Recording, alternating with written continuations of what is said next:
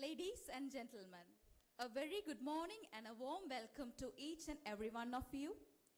Today, we gather to celebrate the World Tourism Day 2024 under the beautiful and powerful theme of tourism and peace.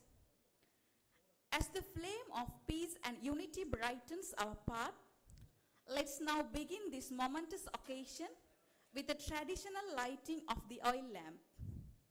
We kindly invite following distinguished guests to step forward and light the oil lamp. Our Vice Chancellor, Professor S. Sri Satkunaraja,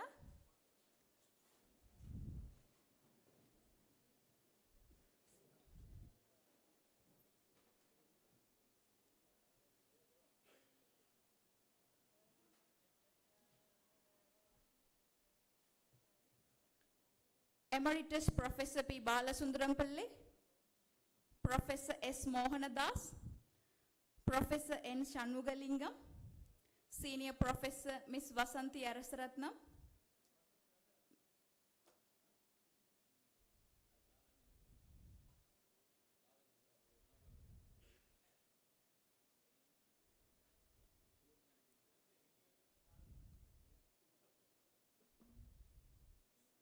Mr. V. Kandiban, Mr. S. Patmanaban, Professor K. Bahiradan, Professor S. Raghuram, Mrs. D. Tabodaran, Dr. A. Ganeshwaran, Senior Professor T. Velnambi, Professor N. Gangadharan, Professor R. Surendra Kumaran, Professor P. Ravirajan, Dr. T. K. Deesan, Mr. S. Sivaruban, Professor K. Velayudamurthy, Professor G. Mikundan, Dr. R. Tirumurugan, Mrs. Manogari Ramanathan, Senior Chair Professor Prema Kumara D. Silva, Mr. Hiran Kure, Professor Venkat Rao, Dr. S. Patmanesan, Dr. Sumit D. Silva,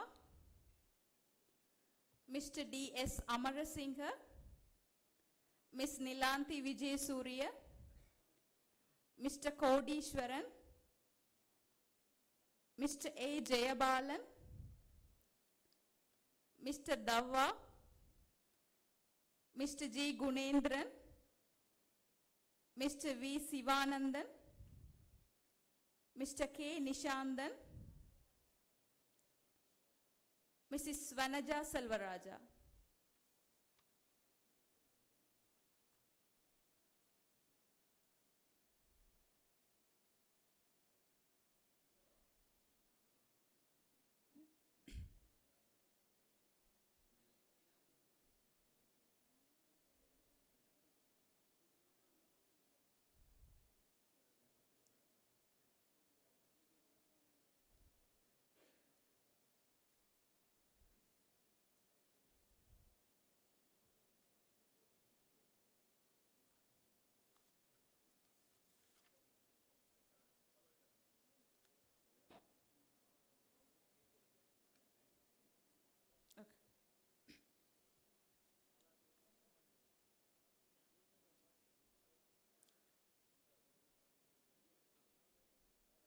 Mr. K. Kodiswaran, Regional Manager, People's Bank.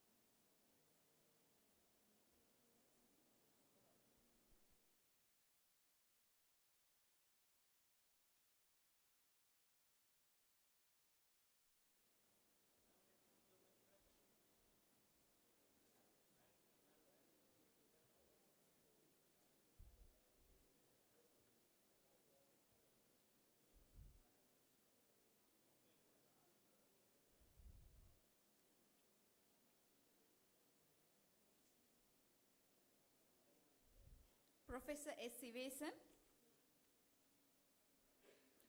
Mrs. Shanti Arulanandam.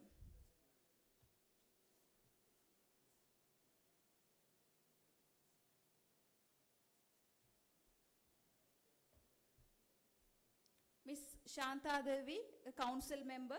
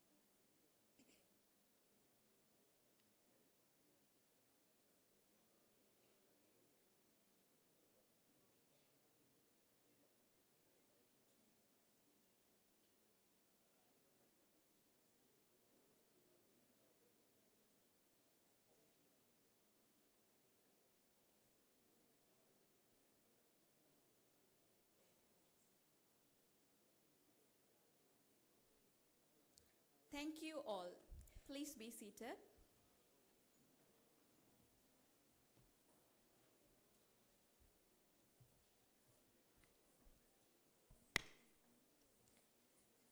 To set the stage for the beautiful journey we are about to embark on today, we invite you to enjoy a mesmerizing performance that reflects the rich culture.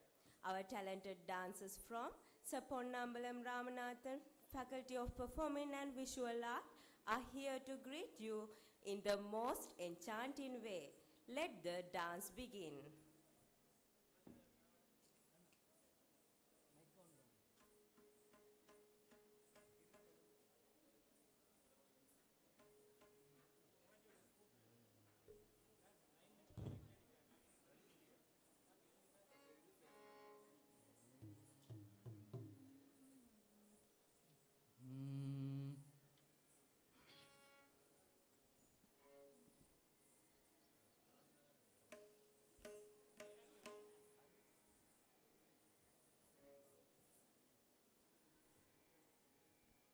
யாழ்ப்பாண பல்கலைக்கழகம் sir பொன் ராமநாதன் அரங்காற்று மற்றும் கற்புல கலைகள் பீடம் நடனத்துறை வழங்கும் நடன வந்தனம்.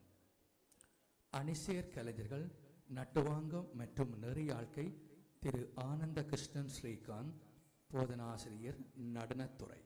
வாய்ப்பாட்டு திரு முருகையா துஷ்யந்தன், விரிவுரையாளர் இசைத்துறை. மிருதங்கம் திரு மகேந்திரன் லோகேந்திரன், விரிவுரையாளர் நடனத்துறை. வயலின் திரு கேதீஸ்வரன் வேலதீபன், விரிவுரையாளர் இசைத்துறை. ஆட்டிக்கையாளர்கள் செல்வி டிலக்ஷனா தங்கராசா, செல்வி ரம்யா அண்டன், செல்வி மோகனப்பிரியா சுதாகரன், செல்வி தர்மிகா பத்மதாஸ், செல்வி கஸ்தூரி சிவகுமார், செல்வி தவலோஜினி பூர்ணச்சந்திரன், செல்வி ரதுஷியா நாகேஸ்வரன்.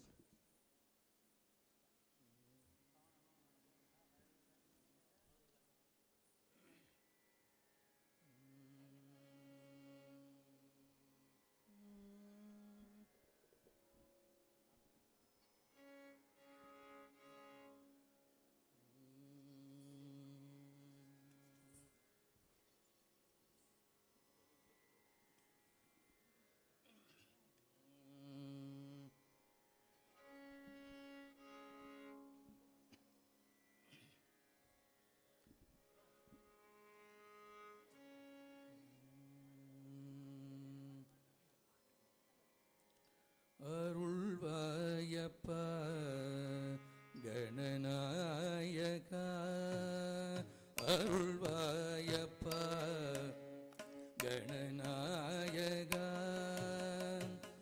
இறைவா முதல் இறைவா பரமேஸ்வரன் என்ற கரியானை தெய்வமே, அருள்வாயப்பா கணநாயகா, இறைவா முதல்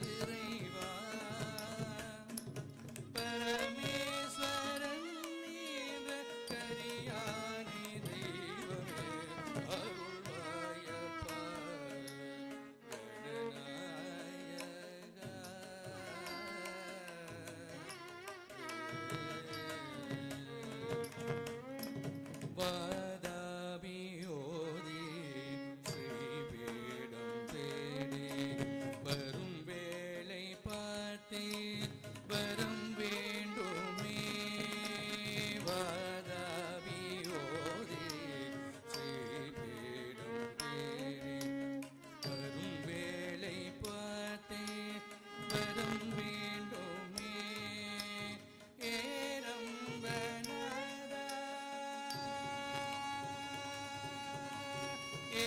ஏரம்பநாதா கருணா விலாசா ஏரம்பநாதா கருணா விலாசா நாவார பாடும் வரம் வேண்டுமே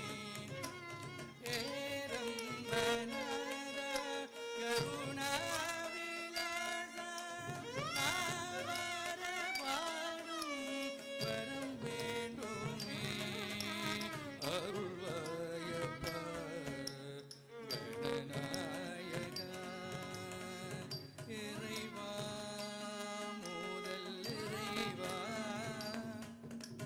பரமேஸ்வரன் என்ற கனியானே தெய்வமே அருள்வாயப்பா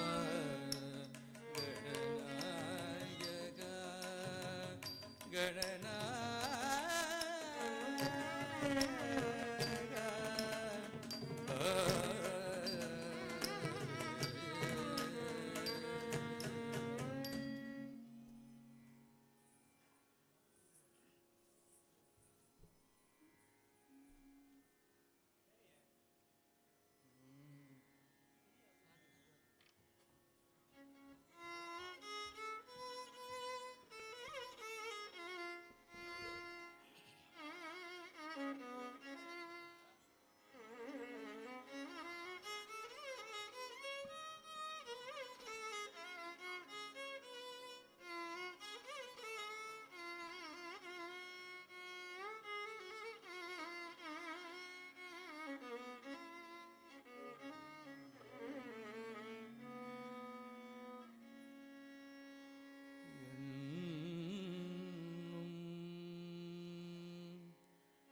எழுத்தில்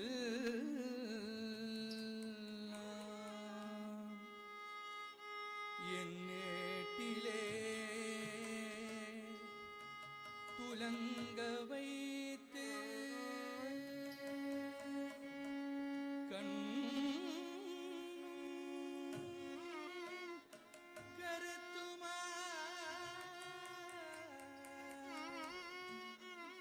நற்கவிதை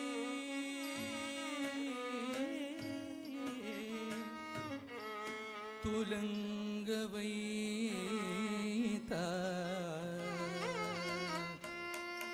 பண்ணும்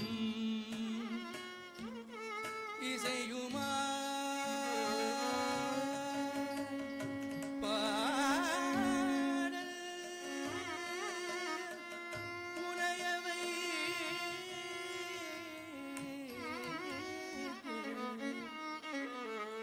முன்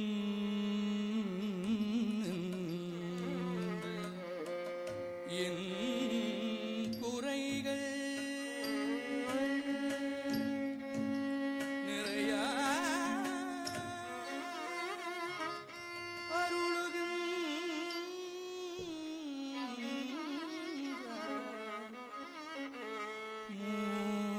மூலவனே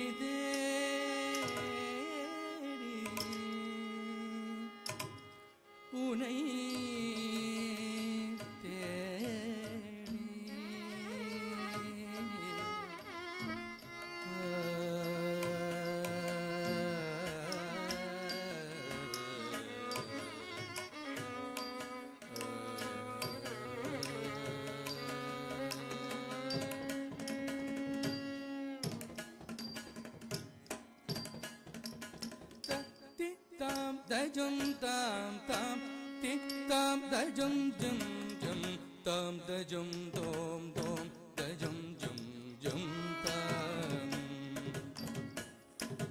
ta ti tam dajum tam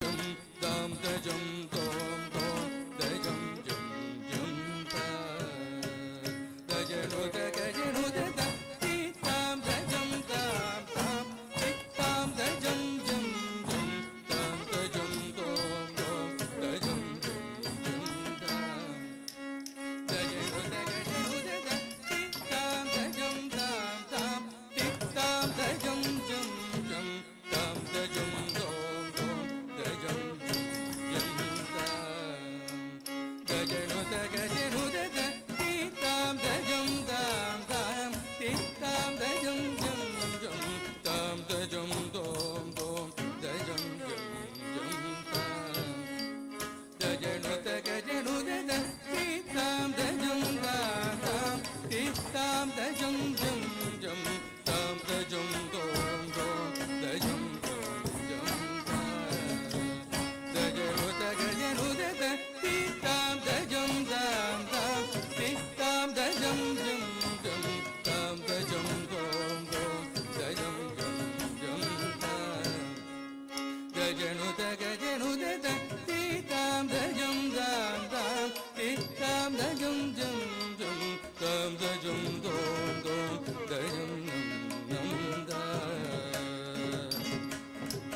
dajum tam da dajum dim da dajum tam da tam dajum da da dajum jum jum dajum da da dam dajum tam da dajum dim da dajum tam da tam dajum da da dajum jum jum dajum da da dam dari dari dajum dana dana dajum jonu jonu dajum tam da dam dari dari dajum dana dana dajum jonu jonu dajum tam da dam dari dari dajum dana dana dajum jonu jonu dajum tam da dam dari dari dajum dana dana dajum jonu jonu dajum tam da dam tam da dam da dam da dam dim da dim da dim da dim dom da dom da dom da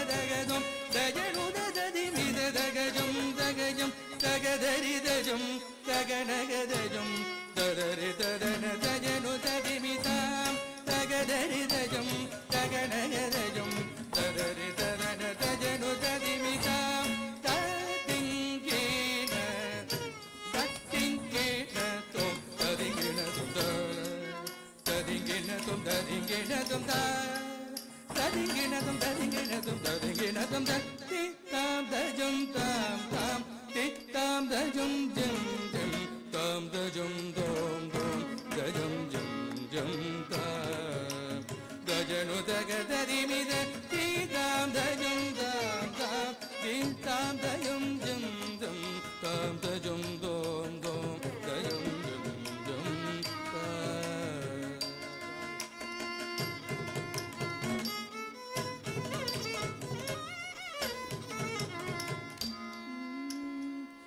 எண்ணும் எழுத்தெல்லாம் ஏட்டிலே துலங்க வைத்து கண்ணும் கருத்துமான கவிதை துலங்க வைத்தாய் பண்ணும் இசையுமாய் பாடு புனைய வைத்து முன்னின்று என் குறைகள் நிறையாயருளுகின்றாய் பண்ணும் இசையுமாய் பாடு புனைய வைத்து முன்னின்று என் குறைகள் நிறையாயருளுகின்றாய் மூலவனே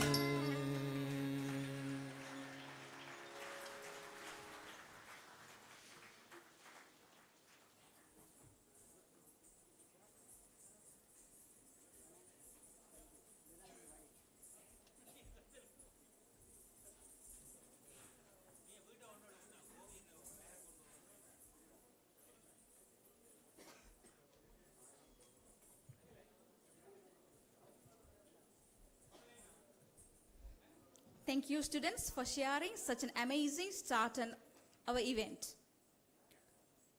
Now, I would like to invite our following guests to take their places on the stage. Professor Sri Satkunaraja, Senior Chair Professor Premakumara D. Silva, Mr. Hiran Kure, Professor S. Sivesan, and Mrs. S. Arulanandam.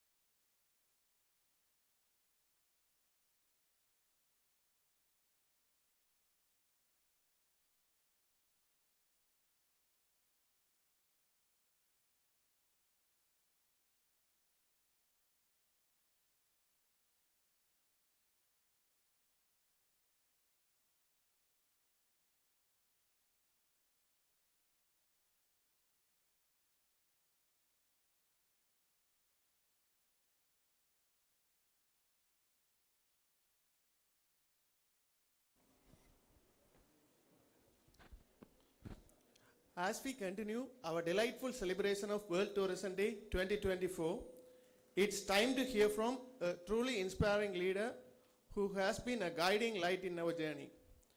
Please join me in warmly welcoming our program head, Professor S. Sivesan, who will share some heartfelt welcome and opening remarks.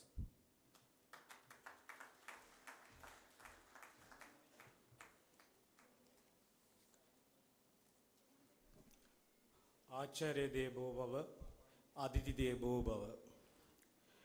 Ladies and gentlemen, good morning to all. It is my great honor and privilege to be deliver the welcome address on behalf of the University of Jaffna. It is also my pleasure and duty to welcome all dignitaries who present the World Tourism Day celebration 2024. Your esteemed presence enhance the significance of this event. This event is one of the part of the Golden Jubilee celebration of the University of Jaffna. All celebration has unique values and belief. The human life start with a celebration and end with a celebration. So, to this colorful and wonderful event, I would like to welcome Professor Sri Satkunaraja, Vice Chancellor, University of Jaffna. His unwavering support and guidance to help you to celebrate this wonderful event, and also warmly welcome former Vice Chancellors, Deans of the faculties, emerite professors, senior lecturers, registrar of the university, bursar of the university, and university administrative people. I would like to extend my warmly welcome to the all respected government service officers. There is no doubt your presence will have positive impact on this celebration. At the same time, it will bring huge impact on the tourism and industrial development in Northern Province. We are immensely proud to have a senior professor, Premakumara D. Silva, from Department of Sociology, University of Colombo, and respected, humble, and accomplished business personality, Mr. Karin Kure, Chairman, Jedwin Saint Hotels, and his two sons are here. Welcome to all. I would like to extend my sincere appreciation to both keynote speakers, honoring us, their presence, their busy schedules. It is also a great pleasure to welcome our distinguished resource person, Professor Venkat Roy, Dean Students Welfare, Pondicherry University, India, Anuchandran, Professor Anuchandran, Head of the Department, Tourism Studies on Pondicherry University. Dr. Padmanation, Head of the Department, Sociology, Head of the Department, Social. Dr. Sumit D. Silva, Head of the Department, Head Marketing and Corporate Communication, Airport Aviation Service, Private Limited. Your contributions is valuable. We are truly grateful for your participation. I would like to extend my warmly welcome to all respected teachers and students from various schools, and last but not certainly not least, we are pleased to welcome all our sponsors, Airport Aviation Service Private Limited and Commercial Bank, as well as our valuable partners including Department of Industry, Northern Province, and esteemed professors and scholars from Pondicherry University, India. Finally, it is honor and privilege to welcome all our invitees and participation. Your presence enrich this event. We are truly grateful your support. As a organizer of this program, I am honored to share a few words about these wonderful programs. Since 1977, University of Jaffna has continuously actively contributed knowledge creation and dissemination of the knowledge. UNWTO in 1980s declared September 27 as a World Tourism Day. Every year, this event celebrated globally under different themes. This year's theme is tourism and peace. The idea of the tourism and peace is not a new concept. Tourism, since its inception, has been seen as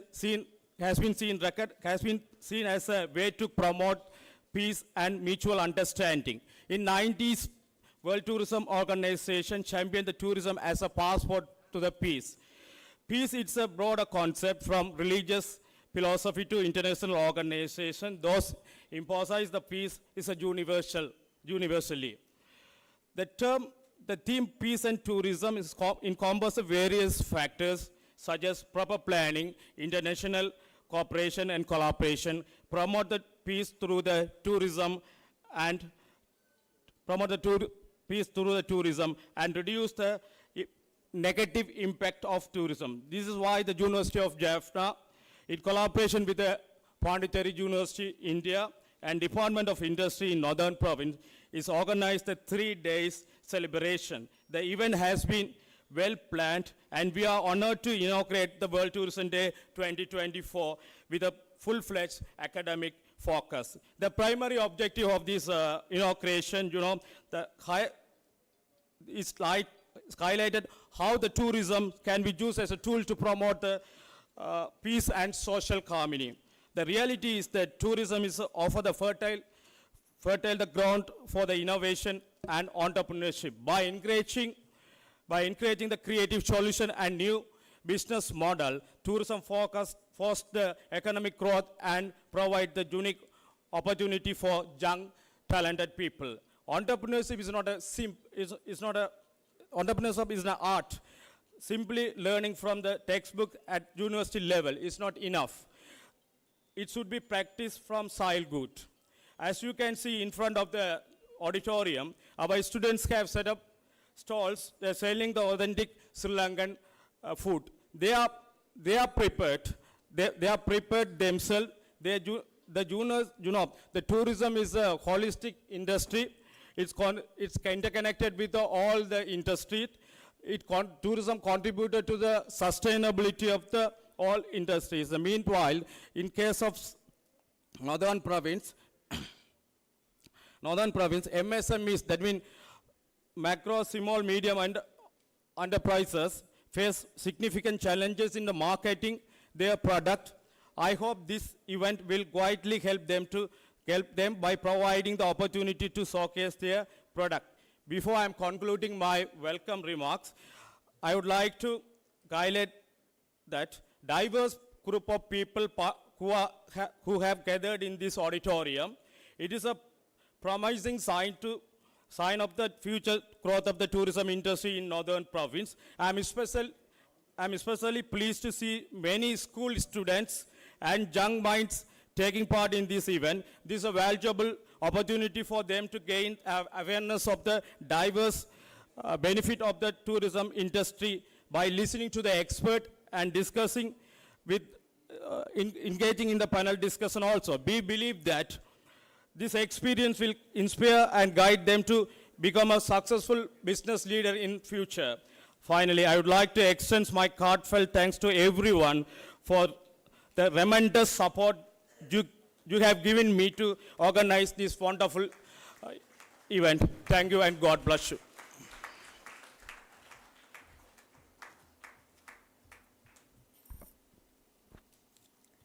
Thank you, sir, for sharing some inspiring thoughts with us today. Now, dear all, it's time for one of the most anticipated moments of today's event, the keynote address. But before we dive into the wisdom and insights, I invite Ms. S. Abirami, Assistant Lecturer at Tourism and Hospitality Management Unit, to introduce our esteemed keynote speakers. Thank you. It's my great pleasure to introduce our esteemed keynote speaker, Professor Premakumara D. Silva, who brings to this World Tourism Day celebration a wealth of experience, expertise, and distinguished career in the field of sociology and anthropology. As the Dean of the Faculty of Arts and a senior professor at the University of Colombo, Professor D. Silva has made significant contributions to both academic research and institutional leadership. His scholarly pursuits have led to numerous publications, including books, book chapters, and articles esteemed international journals. Beyond his academic achievements, Professor D. Silva has held several key administrative positions, including serving as the first Deputy Vice Chancellor of the University of Colombo. His experience in leadership and administration has undoubtedly shaped in his insightful perspectives on this field. It's a privilege to have Professor D. Silva share his expertise with us today. Please join me in welcoming him to the stage to deliver his keynote address.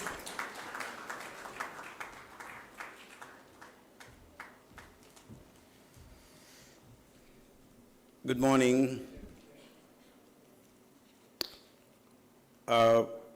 Chancellor, the Vice Chancellor of the Jaffna University, members of the Council, the guest of honor, Dr. Mr. Hiran Kure, Jet Wing Chairman, two professors from Pondicherry University, the deans, directors, professors and lecturers of the university, registrars, bursar, distinguished guests, paper presenters, and students. Of course, I see there are a number of school children also attending this STEAM gathering. I would like to actually also welcome you in my talk. So, as far as I know, this particular gathering is telecasting both, virtually, and some people are attending virtually. I also basically wanted to make a note of that as well. I consider this great privilege endowed upon me by the organizers of the World Tourism Day Research Symposium, particularly Professor Sivanathan Murthy and the Vice Chancellor, my friend, Professor Siri Sadgunaraja. Thank you very much for extending and inviting me to deliver this keynote speech today. Actually, this is not the first time I am speaking and standing in this, this auditorium. I was here, I think, few years back. I was delivering Professor Sri Sir Ponnambalam Ramana, the memorial lecture in this particular hall. I think I am so glad to back here and talk to you today. in this World Tourism Day. So I'm currently actually wearing two caps, but I don't know under what capacity I was invited to deliver this keynote speech. As you know, I am a member of the University Grant Commission and a senior academic at the University of Colombo. Nevertheless, I am much more comfortable to be acclaimed as an academic who has been training in both anthropology and sociology. Sociologists argue that ethnic tension and intolerance can manifest itself at the levels of the society. So because I was asked to actually talk about peace, reconciliation, and how it connected with the tourism. So my talk definitely try to elaborate on the conceptual and the theoretical framework of this particular concepts, right? Peace, harmony, as well as the tourism. Many scholars argue for separation and separation as a solution to ethnic conflict. However, complete separation among ethnic groups is difficult to achieve in many situations, and separate can work only if all groups in the conflict see it as a solution. At the same time, hostilities do not destroy the possibility of inter-ethnic cooperation.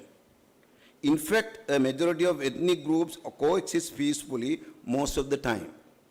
Therefore, how can peace and reconciliation be effective in context with a legacy of ethnic wars, ethnic hostilities, ethnic intolerance, and economic crisis?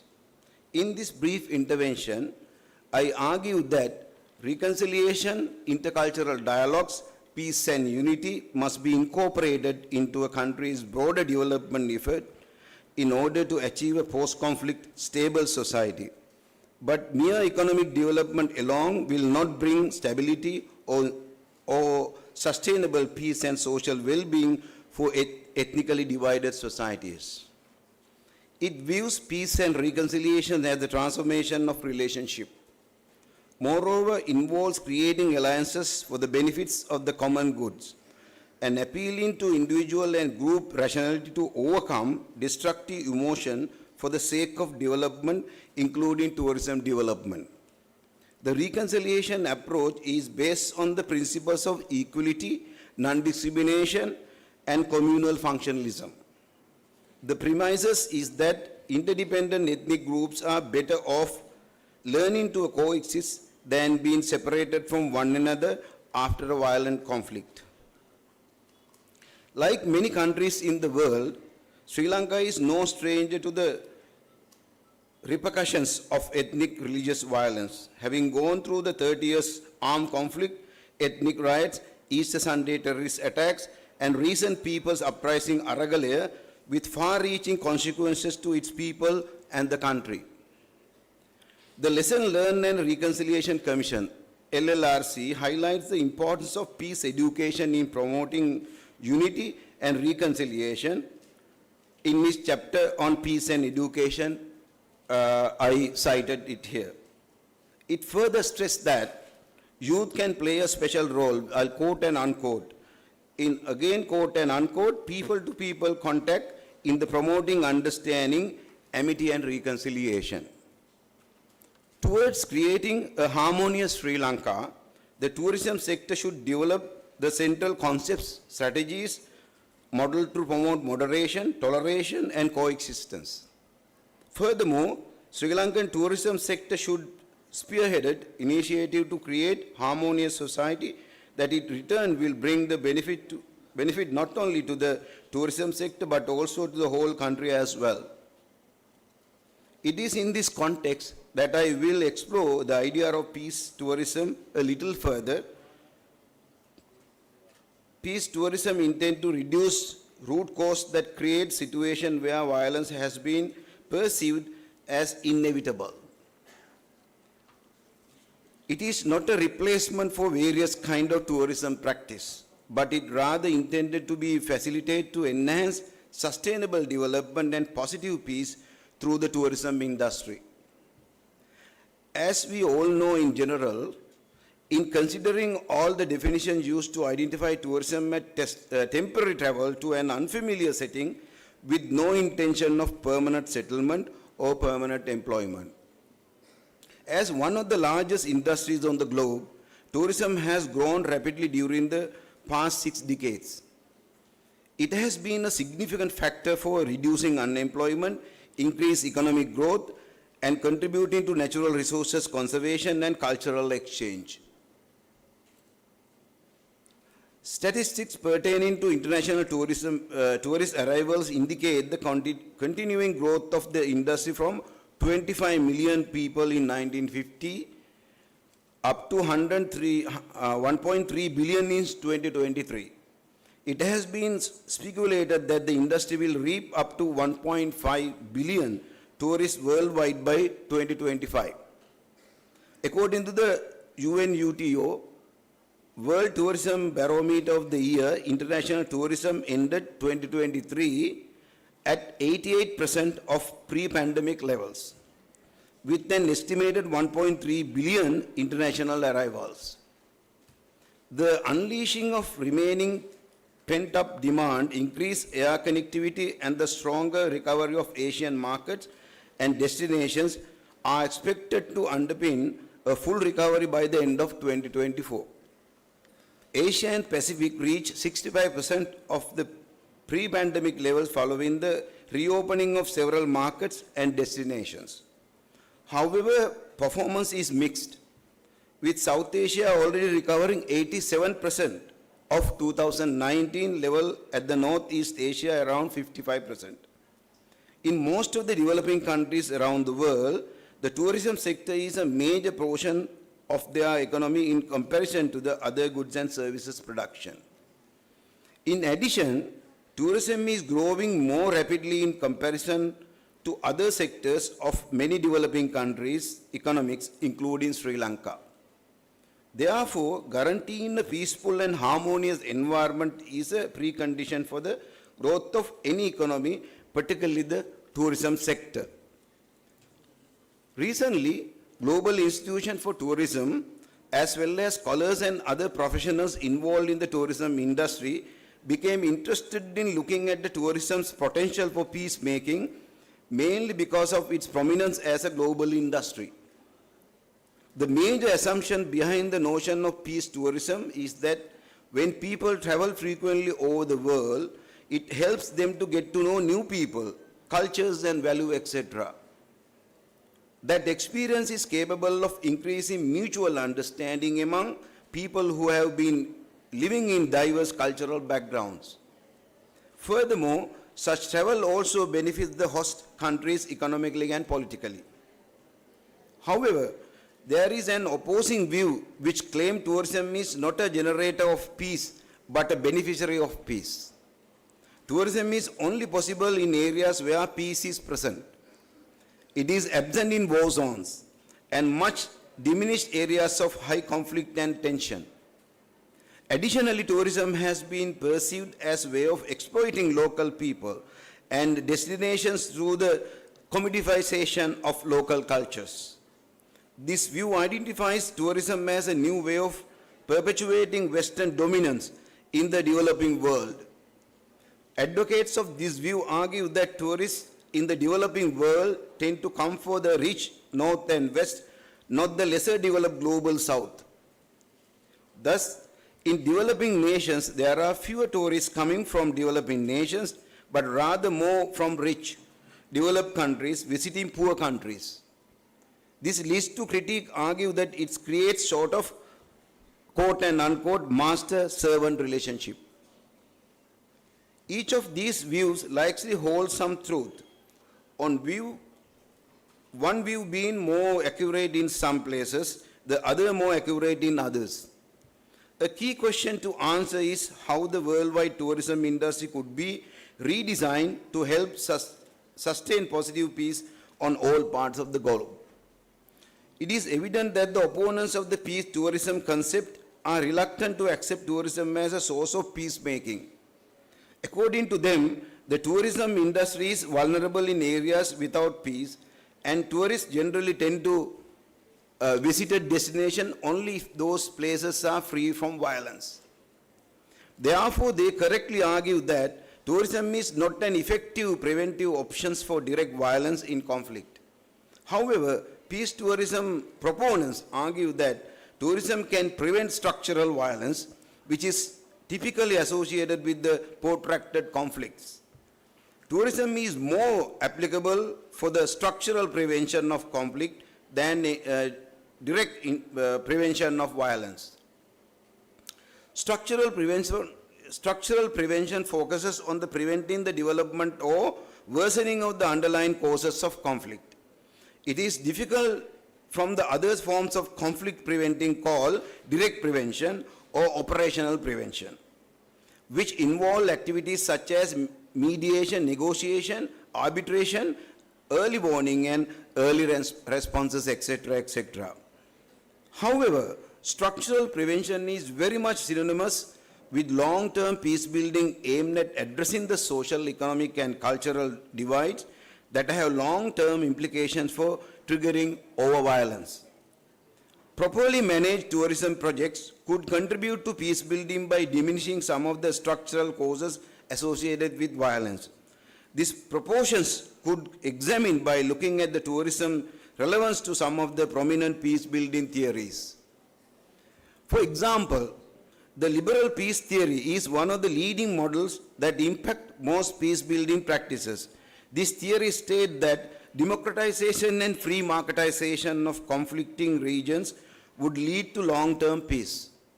However, many large national and multinational tourism companies have been exploiting resources, labor and the environment in many developing countries and their local communities as a result of profit-based free marketization. This is one of the main disadvantages of the tourism industry and is source of much criticism of it. Therefore, we can conclude that even though the tourism industry has been used to implement some structural changes through marketization, it may not be sustainable to prevent structural violence and ethnic peace building. On the other hand, a Norwegian sociologist, John Galtung's positive peace theory provides a fine explanations of how tourism can be helpful. Unlike the liberal peace theory, positive peace theory does not propose imposing a particular political or economic system on the host country. Instead, it emphasizes the importance of cooperative and sustainable political, economic and cultural peace policies in order to diminish or eliminate direct structural and cultural violence. On a structural level, positive peace suggests creating self-sustaining economic foundations. On a cultural level, the theory talks about establishing quality with healthy partnership among people and communities. Overall, the theory advocates for global partnership through eliminating all forms of violence rather than an imposition of a system for developed countries to developing countries. Peace tourism expresses the importance of having positive peace rather than merely eliminating direct violence. To tone down the negative effects and promote tourism as a sustainable industry, there are three main sections that should be functioning and coordinated together. First, host communities should focus on the quality of service that they deliver to incoming tourists and must be responsible for protecting their surrounding environment. I am referring to here ecosystem protection. Second point, government should make the necessary infrastructure expansion available and must implement essential regulatory mechanisms to protect the industry from exploitation and environmental degradation. Finally, foreign stakeholders should support local initiatives through the investment or provide necessary support that is required for the qualitative growth of the tourism industry. Tourism provides the opportunity for communities to generate income even if they're poor economically but rich in the culture. It has the potential to provide direct and indirect employment for a larger assortment of people in various social strata, including part-time and the seasonal job opportunities for many people. Tourism can also provide supplemental income generations to people who already have other jobs. Taken as a whole, this large web of employment opportunities could generate income for multiple layers in society. Income generation leads to the increase of per capita income, and it is one of the preventive factors that mitigate the civil conflict escalation. Particularly low income leads to elevated inequality in society, and if those disparities are based on ethnic lines, then it could trigger more social unrest. Therefore, income disparities could lead to societies into more structural inequalities and draw out the duration of prevailing civil wars. For that reason, it can be asserted that tourism is a prospective alternative for developing countries to mitigate impending dangers of conflicts. Massive tourism in a particular region would certainly have negative impact as well as positive ones. However, if the negative impacts can be identified, they can be mitigated and more sustainable options arranged. For example, ecotourism has been developed as one answer. Ecotourism has been defined as a responsible travel to natural areas that conserve the environment and improve the welfare of local people. In parallel to the development of this reasonable tourism concept, many tourists have become conscious about negative externalities such as environmental degradations and destructive social changes. Surveys shows that most tourists from Western countries prefer to see host communities empowered and natural resources preserved as outcome of their spending in touristic destinations. Similarly, tourists' willingness to expand their cultural awareness and partake in culturally interactive activities is increasing. Overall, the essence of these relatively new forms of tourism is to build healthy relationship between people of different cultures and between the environment. Between people and the environment. Can I get a glass of water? Yeah. Thank you.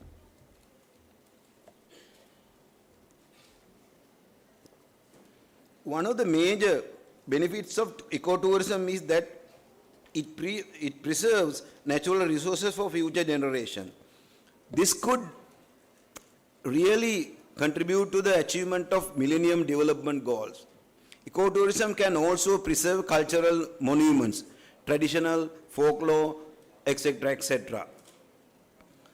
Women are another beneficiary of tourism. Many women are engaged in work making handicrafts. Tourism significantly increases the demand for such products, therefore increasing this women's income and providing more jobs. This affects an opportunity for marginalized women to generate income and have a say in how their family's income is spent. Another benefit is that there is no age limit for these jobs.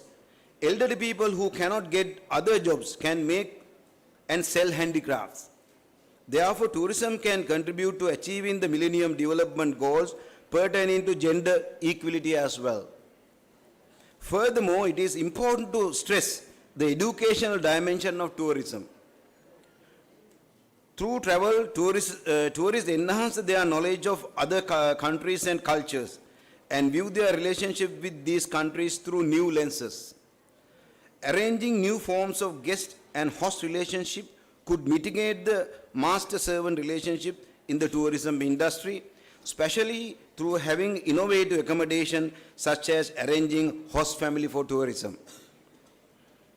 Sri Lanka is one of the best touristic destinations in the world. Discover the beauty and wonder of Sri Lanka, now ranked as one of the top most Instagrammable places in the world Big 7 travels. However, Sri Lanka's enormous potential to deliver sustainable tourism had been overshadowed by several problems. One was 3 decades long civil war, which prevented almost all tourism in the northern and eastern part of Sri Lanka. Thirdly, another problem was government's lack of national policy for tourism and lack of attention to resource exploitation. For example, inadequate education of tourists and overuse caused massive breaking of coral reefs in the southern coastal areas. As a result of this environmental damage, in the 2004 tsunami came into land unchecked and destroyed the much of the beachfront tourism property which might have survived had the reef been intact. This ironic situation implies the message about loss situation. And the tourism industry, where environment tourists and exploitative income earners collective became losers due to this activity. However, at present there is golden opportunity for Sri Lanka to develop a model ecotourism industry. The 3 decades long civil war ended on May 18, 2009. Most of the covered tourism destinations which were closed during the war have now opened to both local and international tourists. This initial response to this situation was massive number of local tourists coming to Sri Lanka's large northern city Jaffna. Soon after the areas was opened, there were about 85,000 tourists who came into the area during the first couple of months after the war ended. This quickly became unbearable for the limited guest houses and hotels in the area. Most tourists from southern Sri Lanka were accommodated by Tamil families in Jaffna during this time. If Sri Lanka wants to redevelop its tourist industry, however, there clearly is a highly potential for mutually beneficial endeavor. The opportunity behind this trend is to transform this public motivation into a successful reconciliation process. There are many steps that the government of Sri Lanka can take to establish sustainable peace tourism in Sri Lanka. Particularly, the government has to help in creating infrastructure with these newly opened up areas. As much as possible, locals should be encouraged to invest in tourism infrastructure and business themselves. It should not be opened up to larger multinational companies to move in and reap all the profits. I am telling this in front of one of the giants in this audience.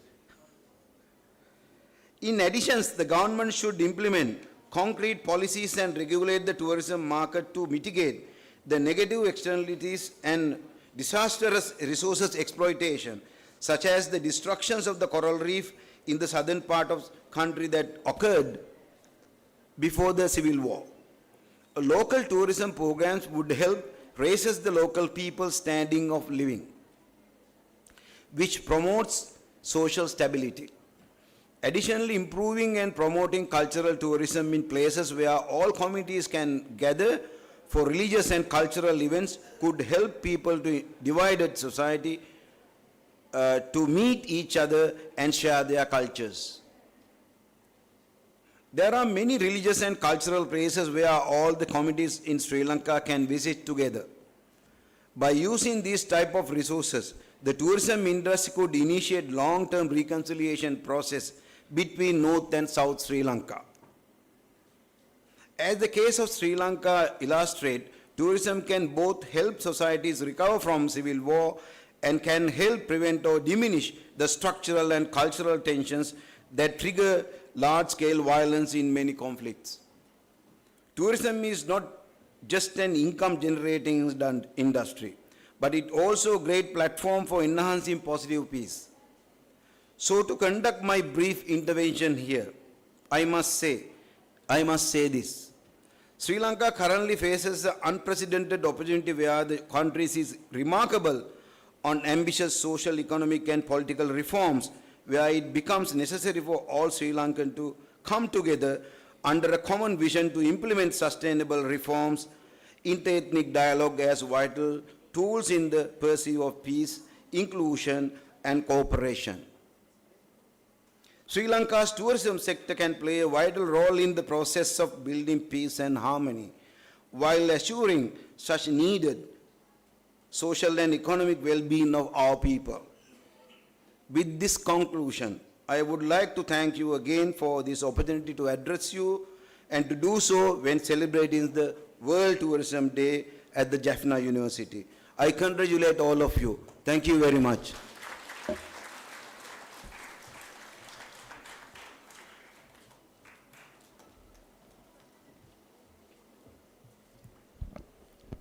Thank you so much, sir. As a token of our appreciation, we would like to present a special memento to our esteemed keynote speaker, Senior Chair Professor Dr. Prema Kumara. For presenting the memento, I would like to invite our Vice Chancellor, Professor Sri Satkunaraja, to come forward and present the token of gratitude.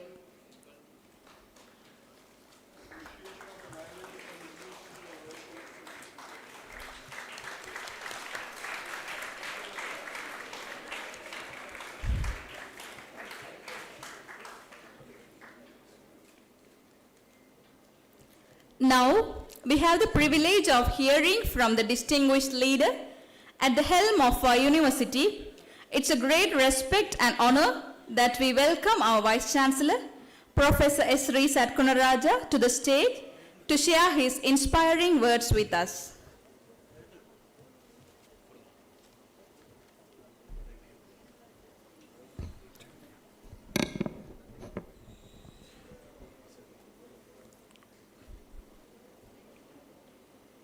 திருச்சிற்றம்பலம். பூத்தவளே, புவனம் 14 பூத்தவண்ணம் காத்தவளே, பின் கரந்தவளே, கரைக்கண்டனுக்கு மூத்தவளே, என்றும் மூவா முகுந்தற்கிளையவளே, மாத்தவளே, உன்னே அன்றி மற்றோ தெய்வம் வந்திப்பது. So this hymn salutes the Mother Earth. So the timeline of the Mother Earth, I am a mathematician, is 4,500 million years. Again, a mathematician, Stephen Hawking, he proposed and also he verified with the theory of relativity, this universe itself 4,500 years of existence is infinitely large. The word infinite, now in the modern cyber terminology, they call it analytic, big data. So big data are there. Now Elon Musk is making a trip to space. The tourism has gone to that level, even going to the space. So why do we do this? As a human being, my master asked me, what is your desire? So our desire to know. That's what the knowledge centers are built.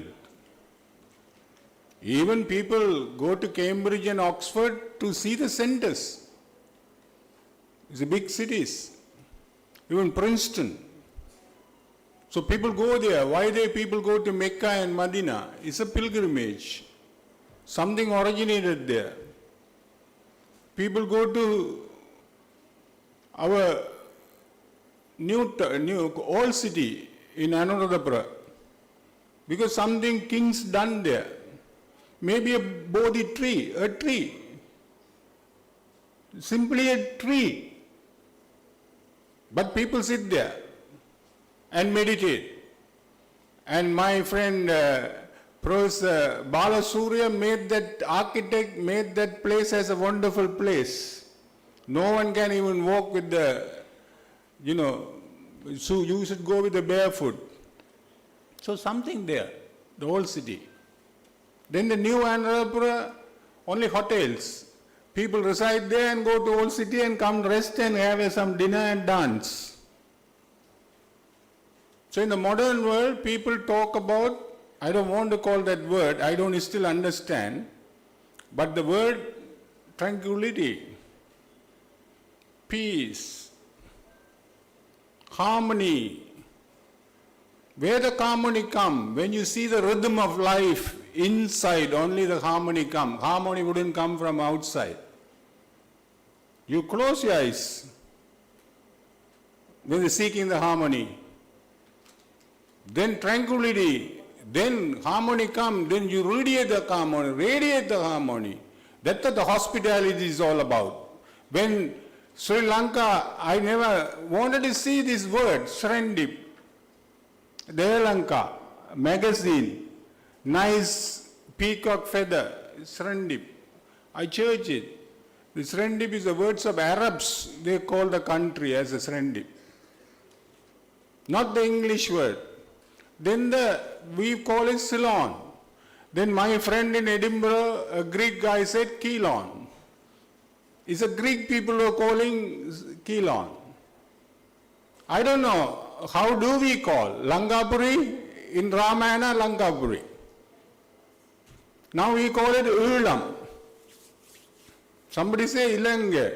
Even I was asking my friend, Hiran Kure, he was thinking, yeah, how do we call it in the ancient time? How did we call this land? So in the Puranas, this, according to the Puranas, this is a land of Kubera. This is a Swarnapuri. If you go to ancient literature, this is a Swarnapuri. You don't need the declaration from the European to say this is the best place. Premla Dinsa, sorry. This is Swarnapuri. This is the land of Kubera. That means blessed with architecture of natural architecture. So mountains, rivers, Jaffna Peninsula, full of lagoons, nowhere in the world.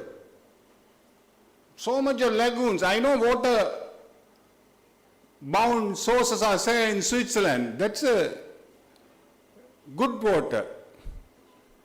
These lagoons full of fish.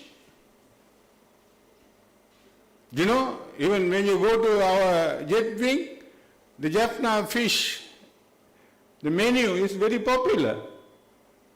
Very small fish, ornamental fish. Even the Indian rollers are coming here, not for hitting us, because our prawns and the fish and all other resources. Wonderful. So we belong to the land, Shrendip, Arab called it. Now the Lanka, good for the hospitality, but management messed up. Lanka ladies are one of the best air hostess. Many people fall in love with them. I am too old for that, but I am telling this. But Air Lanka flopped because our misappropriation of so many things, tenders and all other things. Even they were doing well with the Emirates. Now Emirates become top in the world. So this is new endeavors. How did Dubai come? Okay, Singapore gone. Now monarch developing the best facilities in the world. Even Mahathir Mohamad did in Malaysia. Again rotten because of the fraud. Bribe. Malaysia, he developed. They're trying to copy or trying to do what Lee Kuan Yew did in Singapore. No, we don't need to do the same thing. People go to Gaya, people go to Vrindavan, different reason. People go to Las Vegas, good for gambling, good for boxing. Mike Tyson and all these people were there. Muhammad Ali's. My time, we wait for 24 hours to the boxing match, Ian Bruno and Tyson. So Las Vegas people go. People go to New York, very modern.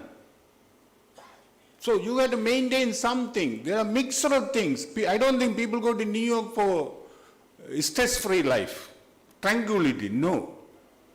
Very fast life. You want to see how people move fast. How do they achieve the art galleries, museums? So it's a wonderful thing. I tell you, I really wondering, when you go to hotels, you get bored. Because when you go to the hotel, you go to the cave. Only the reception areas are good.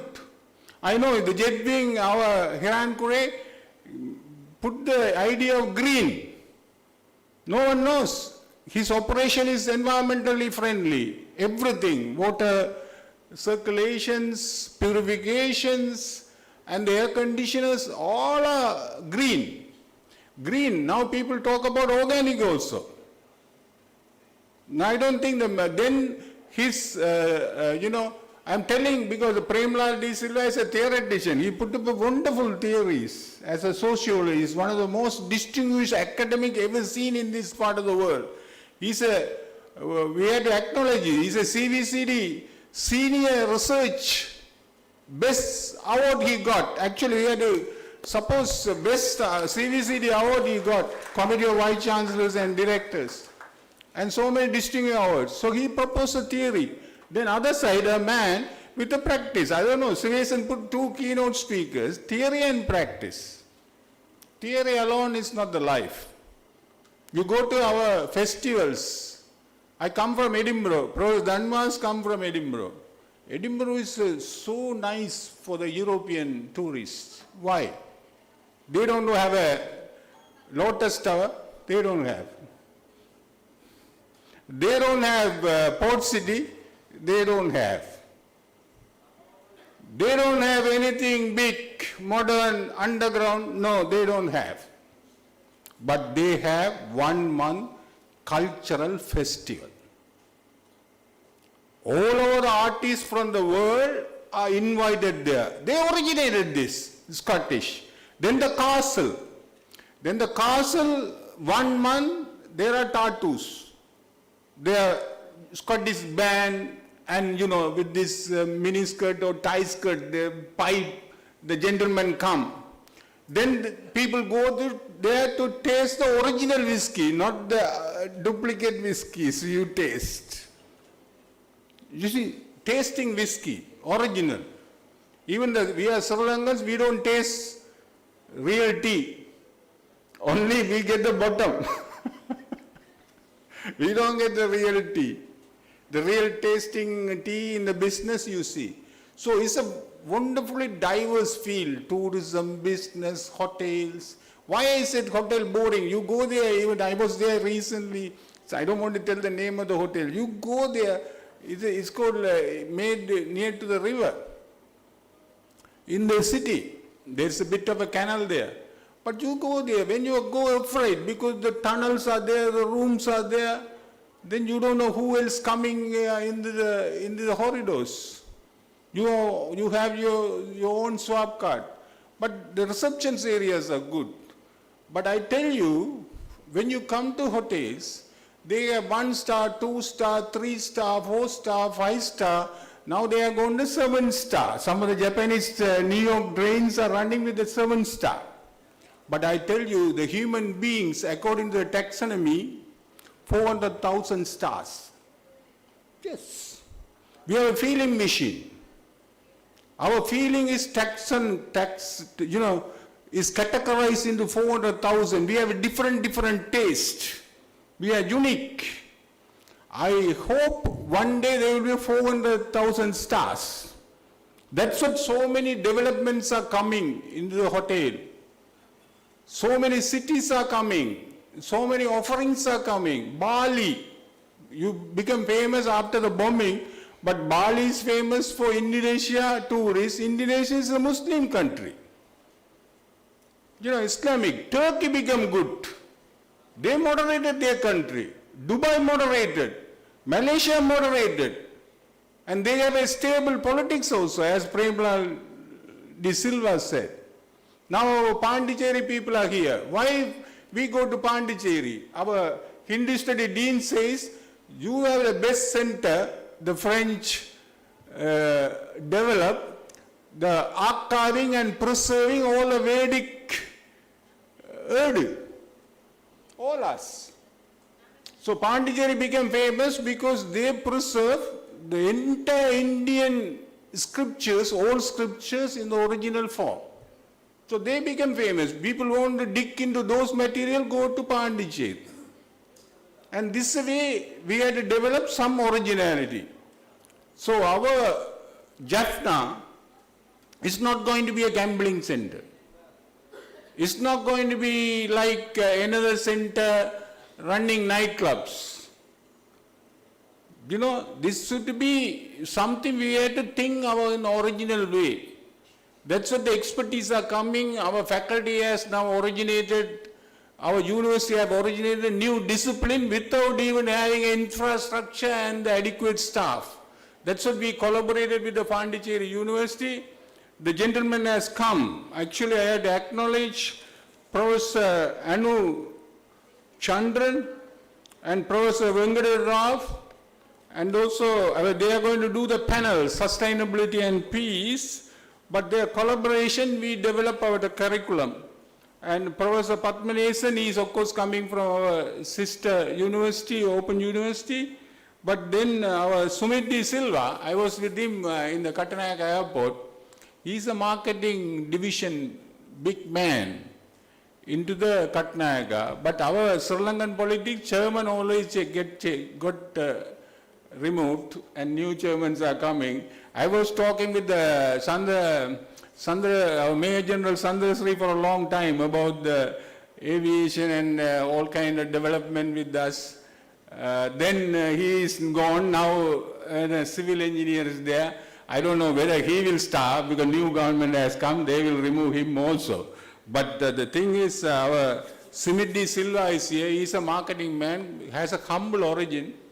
Then he moved in the academic line up to doctorate level. So I tell you, all human beings, the desire to know, the knowledge centers has come. Again, we had to remove this word, you know, stress. Don't worry about anything else. Now everyone talk about stress. Every monkey, donkey, cat, everything talk about stress. All are caged. Even dogs are in the cage. Only for a walk in the morning. Right? Everything under, even the poultry farm under stress. Chicks are under stress. So where do you get the remedy for the stress? Even stress is not defined. Whether it's related to heart or whether your girlfriend is not talking, that's what you get stress.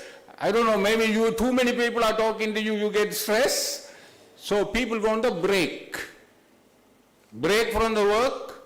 Then Sri Lanka is the most admired country because too many holidays. Full moon day, Saturday, Sunday, Deepavali, Pongal, and so on and so forth for Hindus. Then the Muslim, Islam, Ramadan and so on. Then the Buddhist, Vesak, so many holidays. So we need the destination to have a break. That break has to do with your taste. Don't copy other people. If you go to supermarket and take a trolley, and if you follow somebody on your front and pick your thing in your cart, then you will have a trouble at the end point. You can't get out of it. Then you have a credit card. The bankers are here. You swap it. Then after a month, you get stress again. Too many bills. Now the tourists are come for break. Enjoy their time. When I go abroad, I see they have a long face. Because the credit card people are sending warning. So these are another mess. So financial management we have, our dean management is here, the ladies are here. We have a human resource management, we have a marketing division, there are experts come here.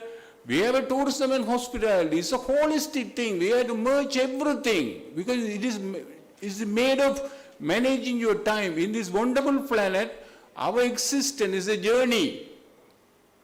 During the journey, for 100 years, Veda Notprayam, Manidar Nure Puverenum, Padi Urangi Pum, Urangi Purakan Alladam, Madam Hotel. To sleep. I go to hotel only to sleep. When I go, on my pilgrimage or holiday or whatever, you go to hotel to only put your bags and sit there and come out of it. Then the city offers. That is the most important thing.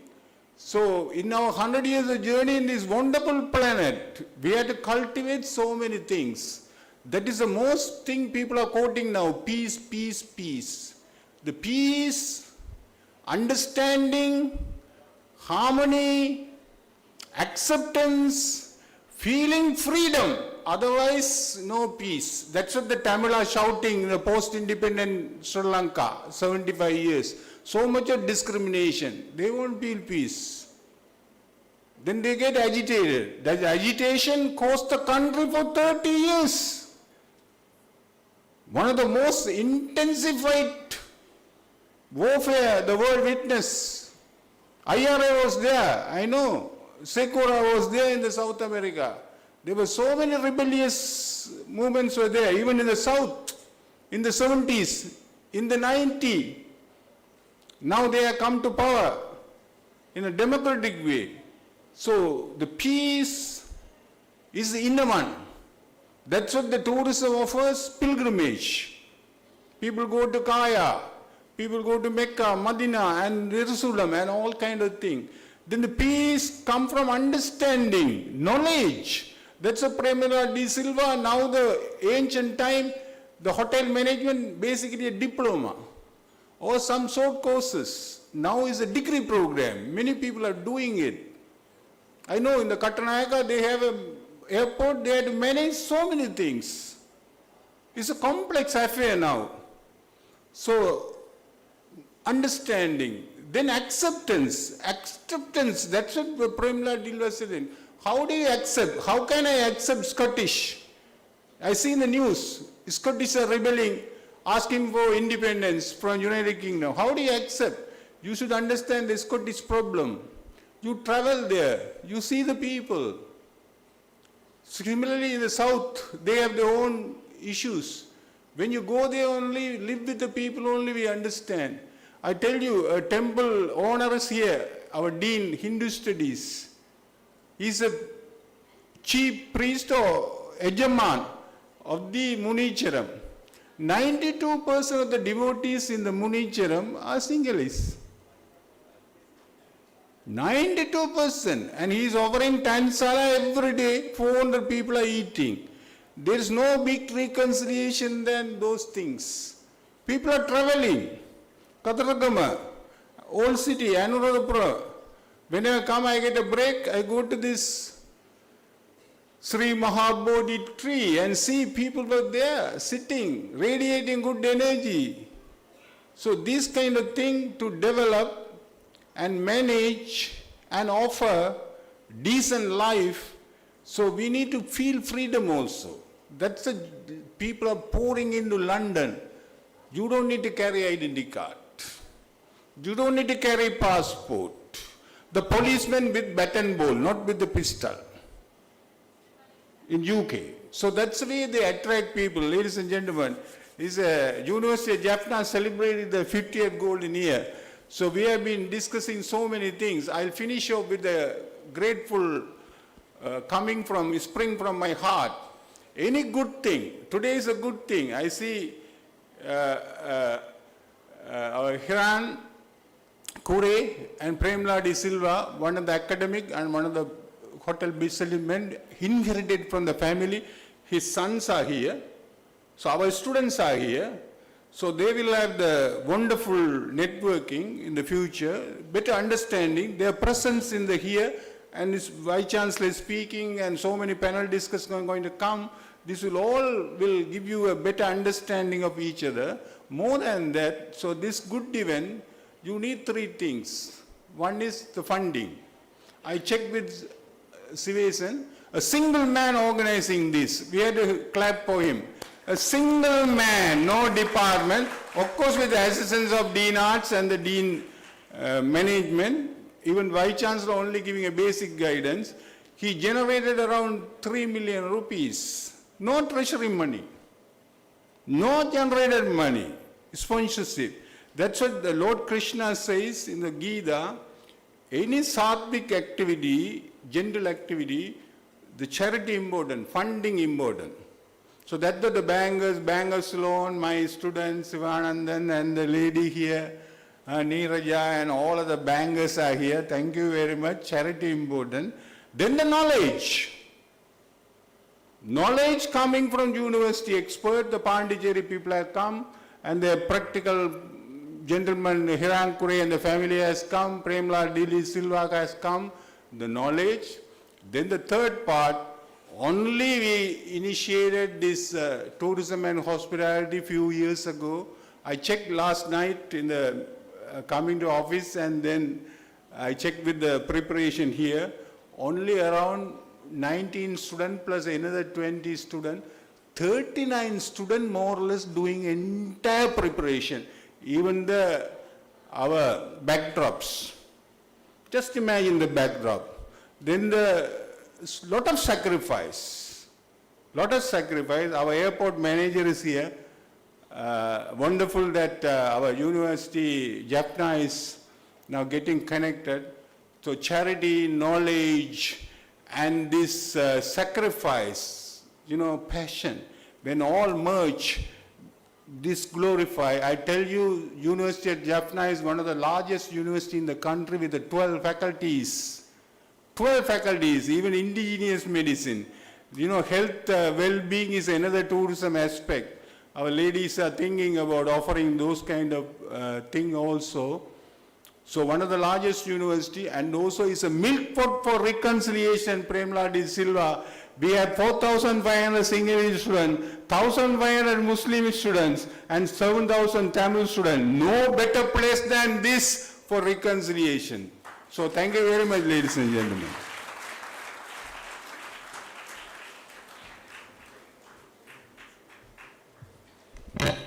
Thank you so much, sir, for those warm and insightful words.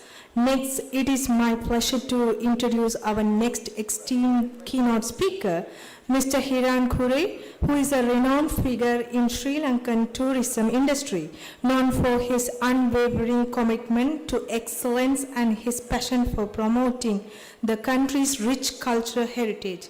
As the chairman of Jetwing, a family-owned company with a long-standing legacy, Mr. Kure has played a pivotal role in shaping the tourism landscape of Sri Lanka. His extensive experience and deep understanding of the industry have made him a respected leader both locally and internationally. Mr. Kure has held numerous prestigious positions, including chairing and serving on the board of directors of the Pacific Asia Travel Association.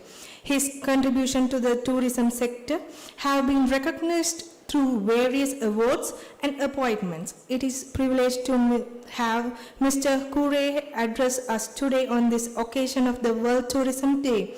His insights and expertise will undoubtedly enrich our understanding of the role of tourism. Please join me in welcoming Mr. Hiran Kure to the stage to deliver his keynote address, please.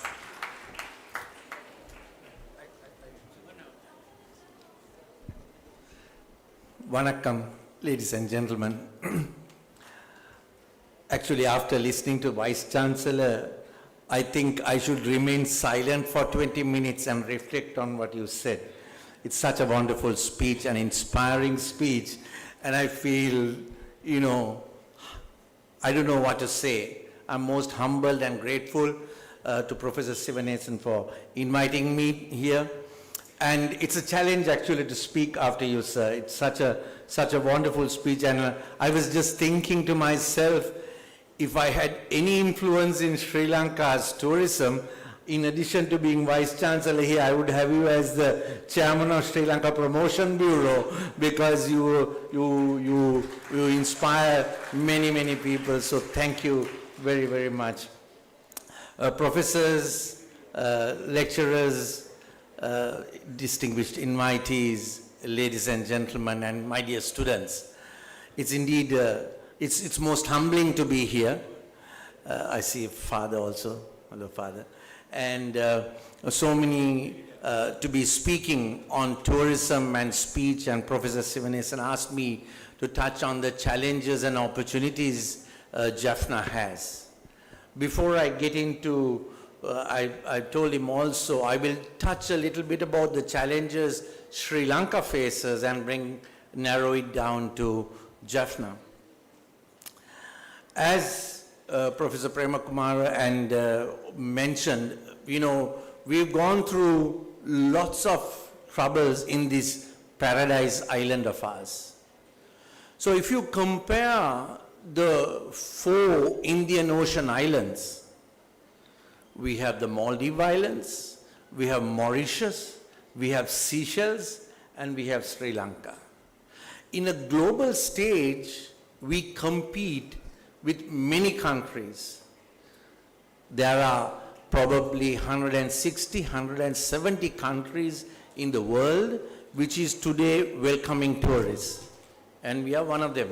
So I'm just narrowing down to 4 small islands. Of the 4 islands, we are still the largest. Now you think of the positioning of these islands. Where Sri Lanka is positioned compared to the other 4. In our opinion, in tourism, we would think Maldives Islands is positioned very, very high. Why? Because few people go and pay maybe $2,000, $3,000 a night. Then you have Mauritius, the island which was occupied by the French and the British, and most Mauritian people, mainly of Indian origin, speak French and English. That is a huge advantage for them, and they are positioned slightly below Maldives Islands, but also positioned very high. Now, Seychelles, again, the people speak French and English, and positioned slightly below Mauritius. Again, people travel to Seychelles Islands, paying a very high price. Now then you come to Sri Lanka, the most beautiful island of the 4, right? Now, Vice Chancellor spoke of the culture, the heritage. Professor spoke of all other the beauties of Sri Lanka. None of those islands can boast of that. Maldives, of course, the unique little islands. Mauritius, small island, nice beaches. But we have much more. So we are paying a price today for a very low image, lack of confidence among us. As you mentioned, sir, the practical people involved in tourism. Most of us lack confidence to say that we have one of the most beautiful islands in the world. We lack confidence. We lack confidence about our own people. We lack confidence in everything we do. So as a result, we keep ending by getting low value tourism to our island. We have a very fragile society, fragile island product, right? Where the resources are limited. In a country where resources are limited, there is no point in packing the country with low-paying tourists and saying we had 3 million tourists, 4 million tourists, 5 million tourists. And that is actually what the politicians like to say. Politicians anywhere will like to say, under my government I got 3 million tourists or 4 million tourists. And you mentioned about the social impact. I mean, because if we are exploiting the workers, exploitation comes if you don't get good value for the tourists who come here.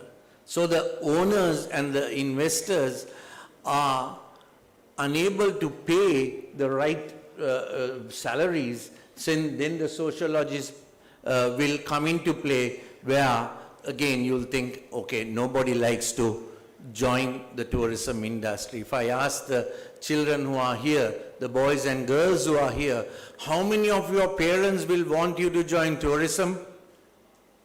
Very few, I can say. Most will want you to become a doctor, a lawyer, an engineer, an IT specialist. That's what your parents will want you to be. If you tell your parents, Amma, Tata, I want to be a hotel manager or a cook or a chef, your parents might think this child has gone a little, maybe the child is not all right. So therefore, it's important for us to believe in ourselves, believe in this sector, right? Because this is something that is going to develop Sri Lanka economically. And we need very badly the money that we need to pay back. Otherwise, your children will also be paying the debts that our country has taken. And it's not quite a lot of money. Yeah. So now I'm coming down to this beautiful peninsula. As Vice Chancellor said, this is blessed with water. You're driving, from after you pass maybe Keynote, you have 2 access points and it's magnificent.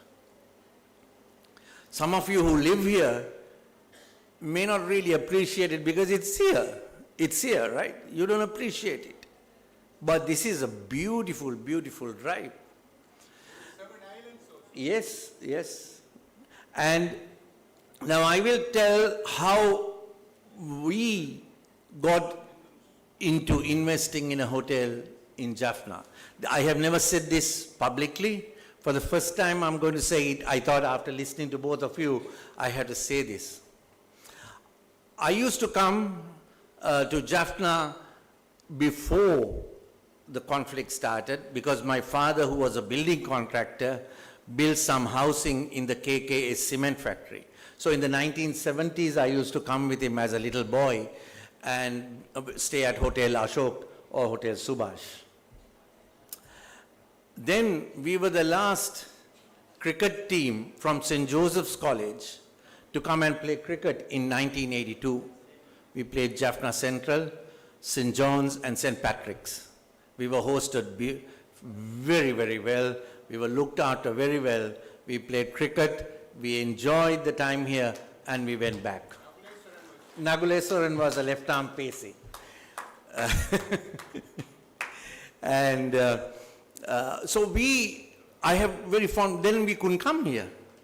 Then I actually have 3 sons, only 2 are here. The elder boy and I came in 2011 after the end of the conflict. And we stayed in a small house on A9, and there hardly any noise, hardly any movement. Then I came back again in 2013, and I met some social service workers, they are still here in Jaffna. He invited me home, looked after us very well, hosted us, and we were discussing, and he told me something.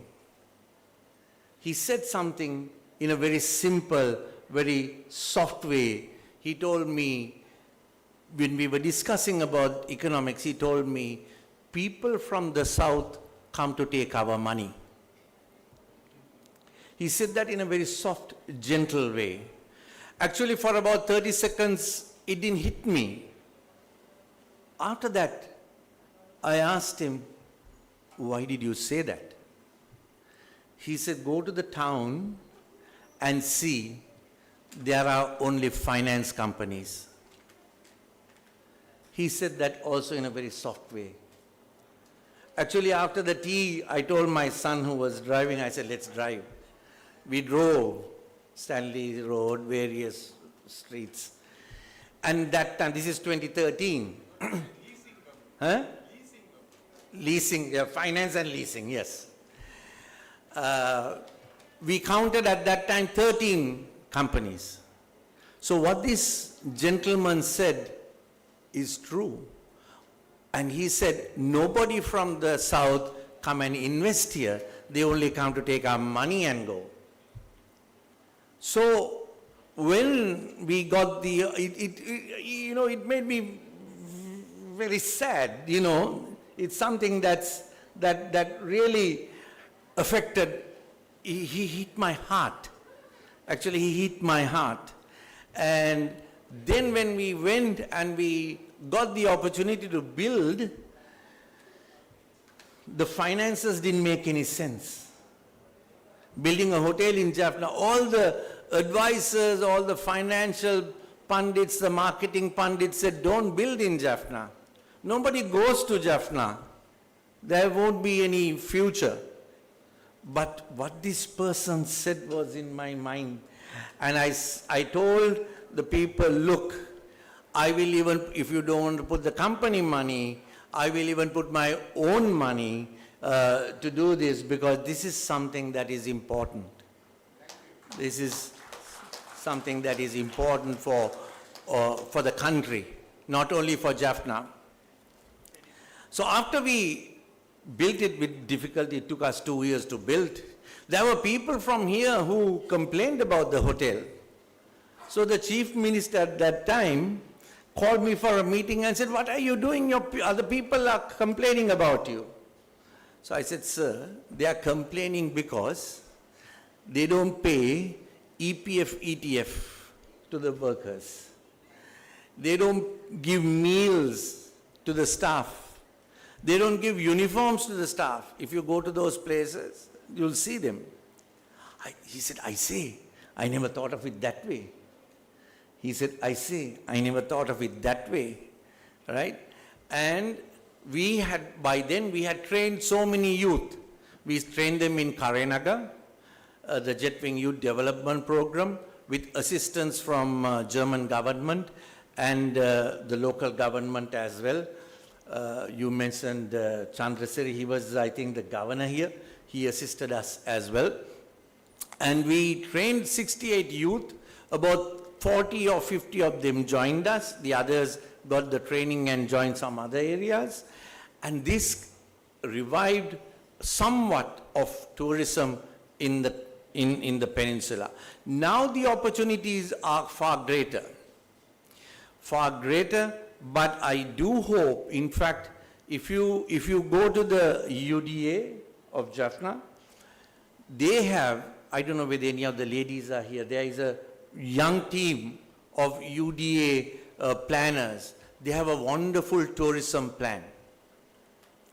I have not yet seen such a plan because I have been in the Sri Lanka Tourism Development Authority to various other places. I haven't seen such a plan for tourism for you know what they had come up for this peninsula. Now that is a very sensibly prepared plan. That is what Jaffna need. Jaffna does not need mega hotels, as you rightly said, sir. There is no need for casinos, no need for all of that. The culture has to be preserved. The people's, you know, the way we live has to be preserved. Our food in Jaffna has to be preserved and marketed. This is a unique way of we make food here, right? And that has to be preserved and marketed to the world. Let the people come, as you quite rightly said, let the people come here to enjoy that. The waterways we have, maybe some small activities can be introduced in the waterways for people to see the flamingos and the other birds that come here during different seasons. But sensitively done so that we don't harm the birds that are coming and that we don't stop the birds from coming here, because that attraction will go away if thousands of people go at the same time. Similarly, there are so many abandoned houses here which have unique architecture. I actually went and spoke to now the former governor, unfortunately Mrs. Charles. Now I think a new governor has taken over.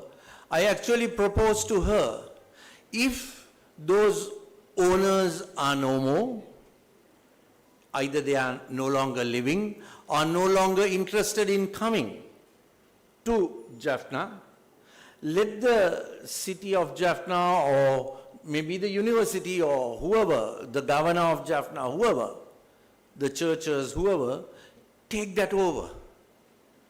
Give people on a long lease 30-year lease, 50-year lease, what have you, and restore those beautiful houses. The uniqueness of that architecture has to be preserved. That architecture has to be preserved. We actually bought a house as well on 3rd Cross Street. It is called Mahesa Bhavan. It was a bombed out house. And the two ladies who owned the house earlier, are still alive, one living in London and one living in Melbourne. And it belonged to a very famous Jaffna family called the Cooks. Mr. Raja Cook was the original owner. He named it after his wife Mahesa. That's why it's called Mahesa Bhavan. And the two nieces were the owners. They never occupied the house. They were living overseas. And this was bombed by the army. Luckily, the front facade was not damaged. And they sold it to us. We restored it.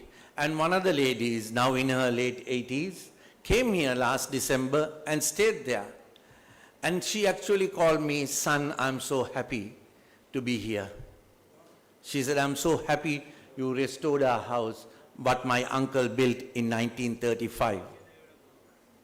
So this lady went back she stayed with her children. Children are probably my age, in probably late 50s, early 60s, the children.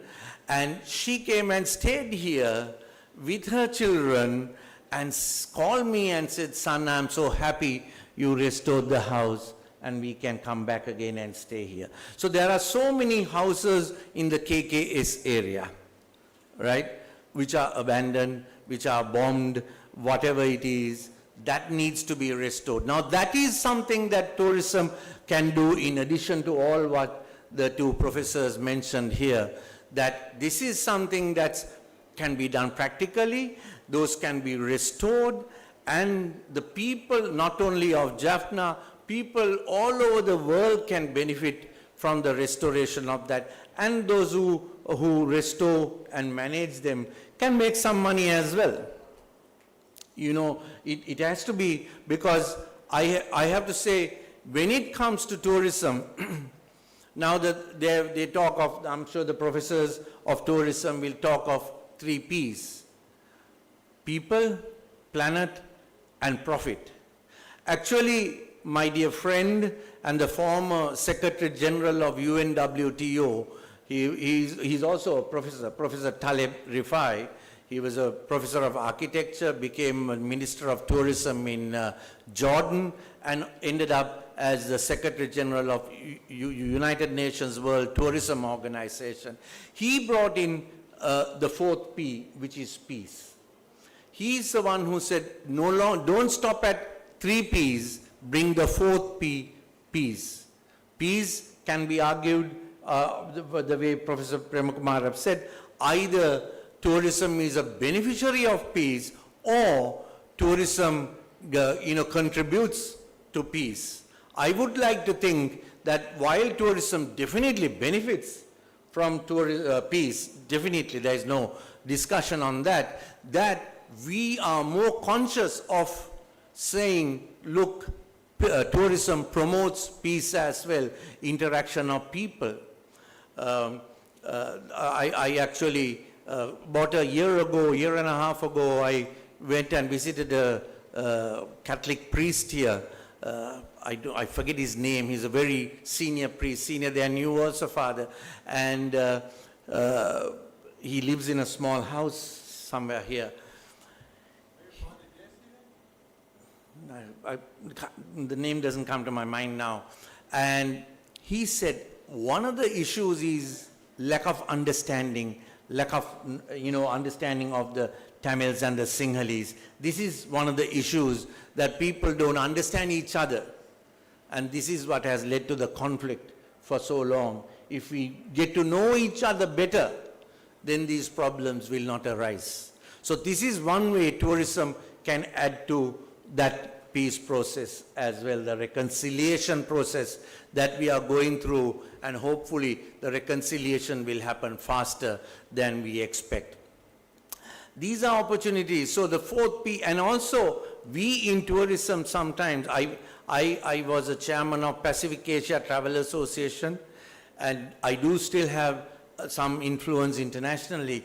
None of us in tourism speak of what is happening in Gaza, what is happening in Ukraine. No one talks of what is happening, the killing, the destruction. And actually last month when we were in Bangkok at a Pacific Asia Travel Association conference, I brought it up. I was invited to speak like this, and I said, we should be ashamed because I come from a country where we have seen death and destruction for 30 years, as you said. I have seen it to my own eyes, the death and destruction. And why don't we not speak of what is happening in Gaza today? It is something similar, what we went through. Do we want somebody else also to go through the same thing? I certainly don't want, and I'm sure all of you don't want that to happen as well. It is something that is depressing. It is something that is difficult to see, and this is what the world sees today. If you turn on any news channel today, what you see first is the death and destruction of people, and people are watching it like watching a movie. It's not something that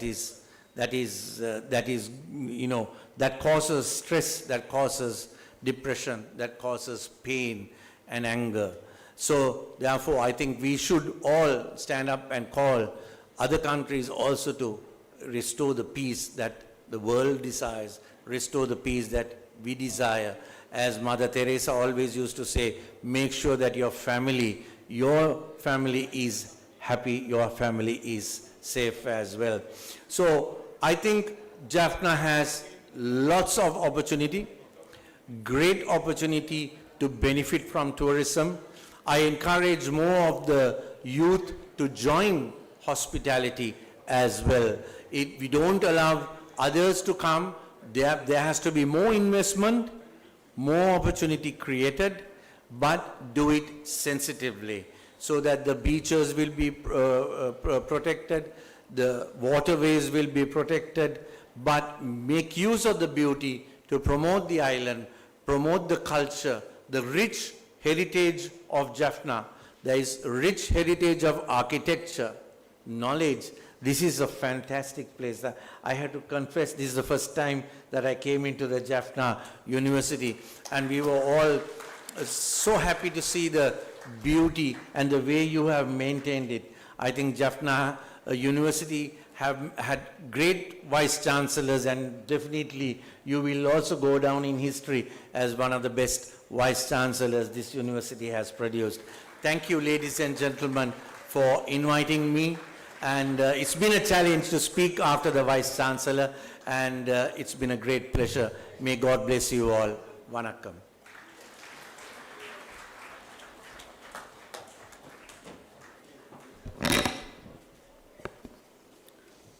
Thank you so much, sir. In recognition of gratitude, we are honored to present a special memento to Mr. Hiran Kure. I invite our Vice Chancellor, Professor Sri Satkunaraja, to come forward and present this token of thanks.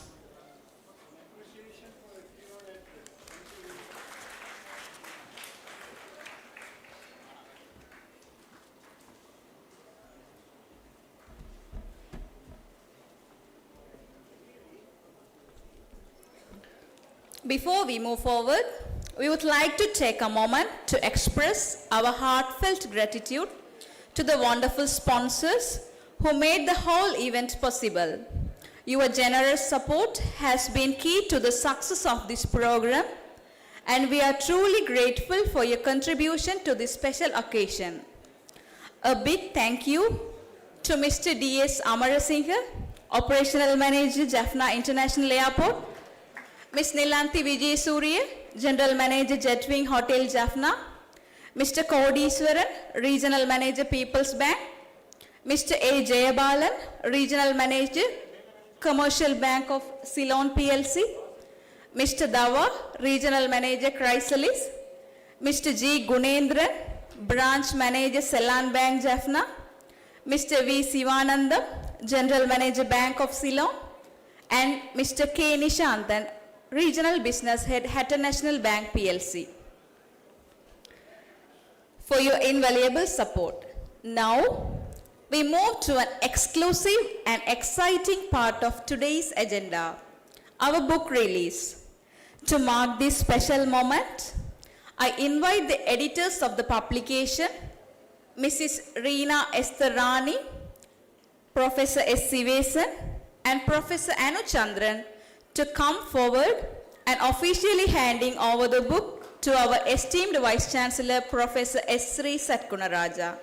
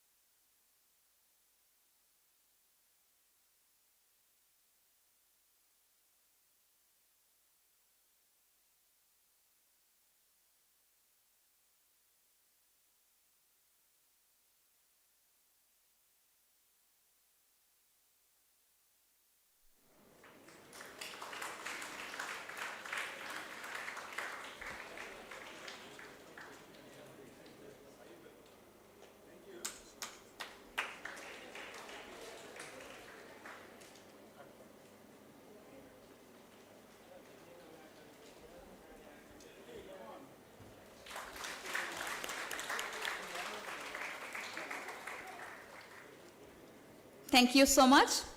It's my pleasure to invite one of the editor, Mrs. Reena Estherani, to share a few words to introduce their publication.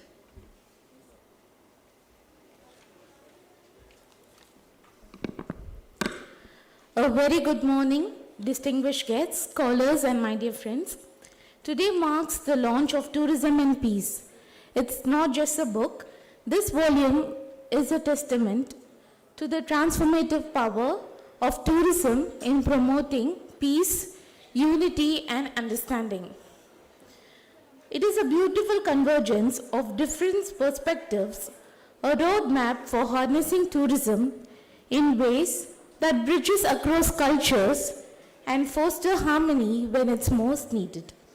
The book explores how tourism can contribute to building, healing, and progress, whether through community engagement, spiritual tourism, or ecotourism. It illustrates how travel can transform us, how it can bring diverse communities together, and can promote deeper understanding. A special thank you must go to Professor Sivesan and his team, Professor Y. Venkat Rao, Professor Anu Chandran for their unraveling support to this launch of the book. I also wish to extend my heartfelt thanks to all the coordinators who helped us in completing this book. The insightful chapter on community engagement, their innovative work on off-grid tourism, just highlight how tourism can be vital in fostering at times of crisis. I invite each of you not only to read this book, but to carry the message forward, to use it to insights, to inspire change and build a more peaceful, inclusive world through tourism. Let us remember that tourism is just about travel, but it's creating connections through peace. Thank you.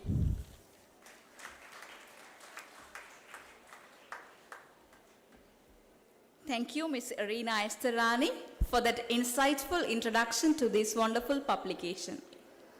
We would like to extend our heartfelt gratitude to our esteemed guests for being here. I invite the following panelists to take their places on the stage.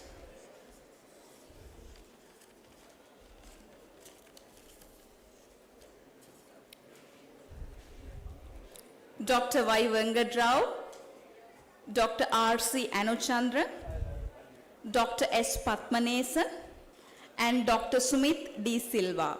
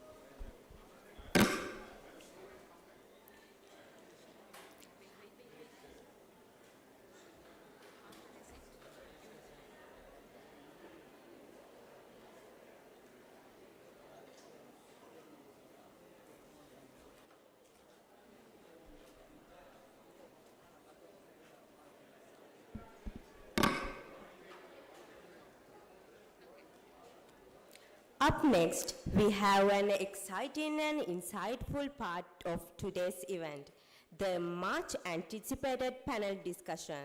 To introduce our esteemed panel members, I would like to invite Mrs. J.R. Ruth Niloshana, Assistant Lecturer, Tourism and Hospitality Management Unit, to the stage.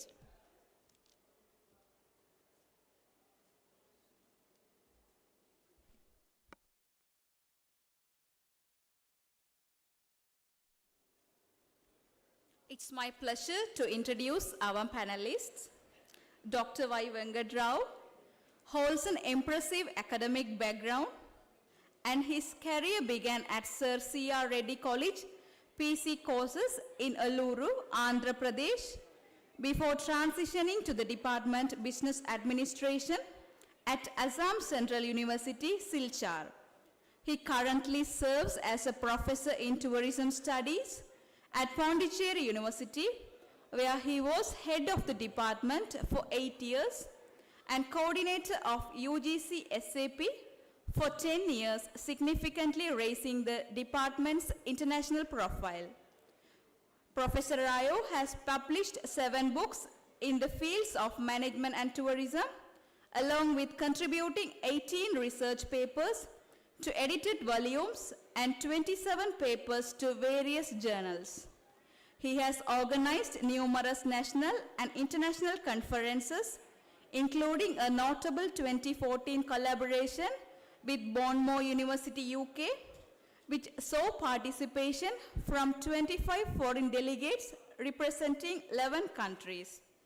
A seasoned traveler, Professor Rao has visited 15 countries and was part of a 10-day official delegation to France, representing the government of Puducherry to promote tourism. Dr. R.C. Anuchandran. Dr. R.C. Anuchandran has over 19 years of experience in academic and administration. With 2 years as a tourism officer in Andhra Pradesh, 17 years of teaching and research, Dr. Anuchandran joined the Department of Tourism Studies at Pondicherry University in 2006. His areas of expertise include destination branding, travel journalism, and cultural tourism. He is a registered consultant with the Asian Development Bank and has also consulted for Sand Pebbles Tourism in Odisha. Dr. Anuchandran has authored 7 books, including a poetry collection titled Looking Beyond, and has published extensively in both international and national journals. He currently serves as editor of Bharata Patrika, a UGC-recognized trilingual publication.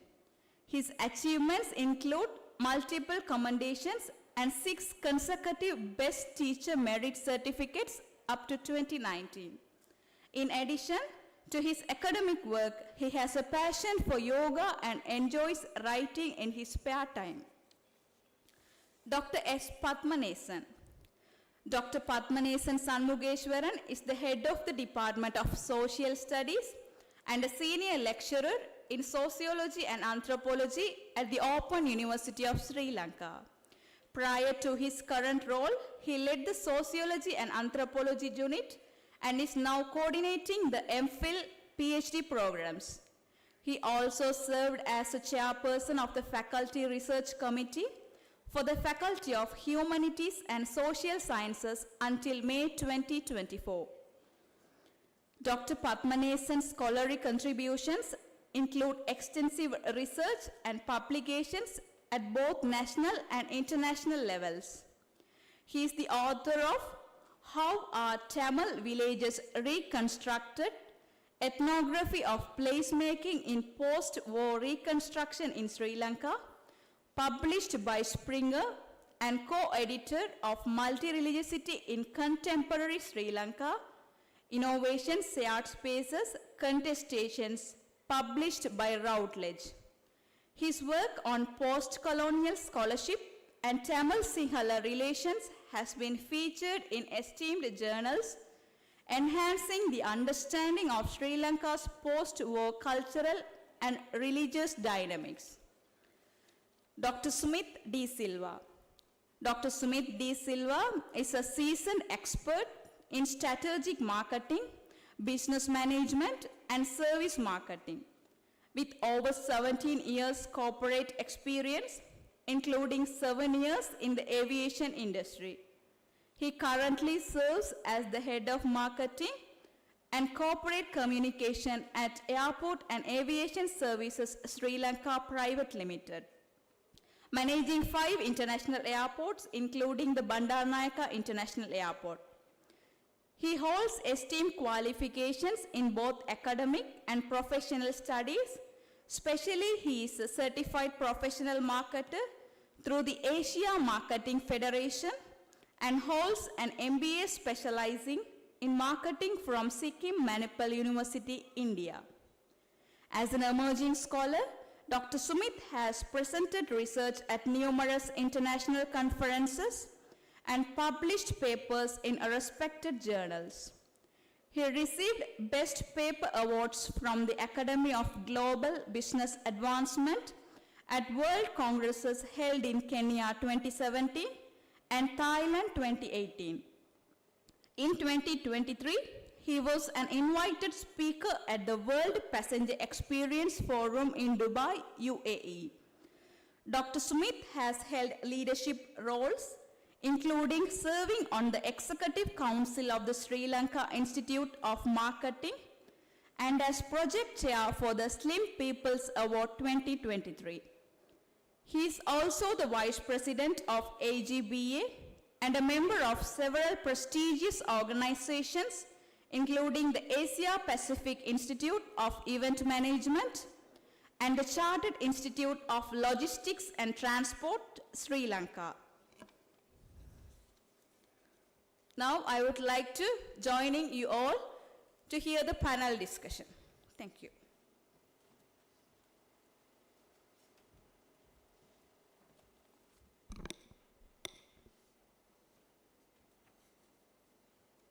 Thank you for the excellent introduction.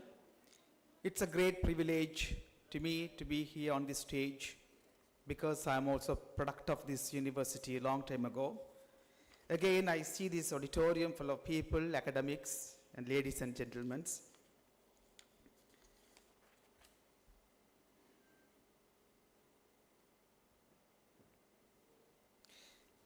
It is really good to see the part of Golden Jubilee of celebrations of University of Jaffna is holding these celebrations to have World Tourism Day.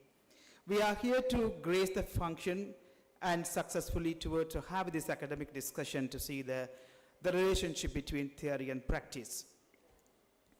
Tourism is a multidisciplinary concept because it's a multidisciplinary oriented research and practice is going on by anthropologists, sociologists, economists, politicians, and political experts, even tourist experts and management study experts and ecologists, etc. So the future of tourism lies in the hands of young people. Why? Because they are the one who towards innovations and creativity and to uplift the tourism sector, to see and feel the global tourism and peace.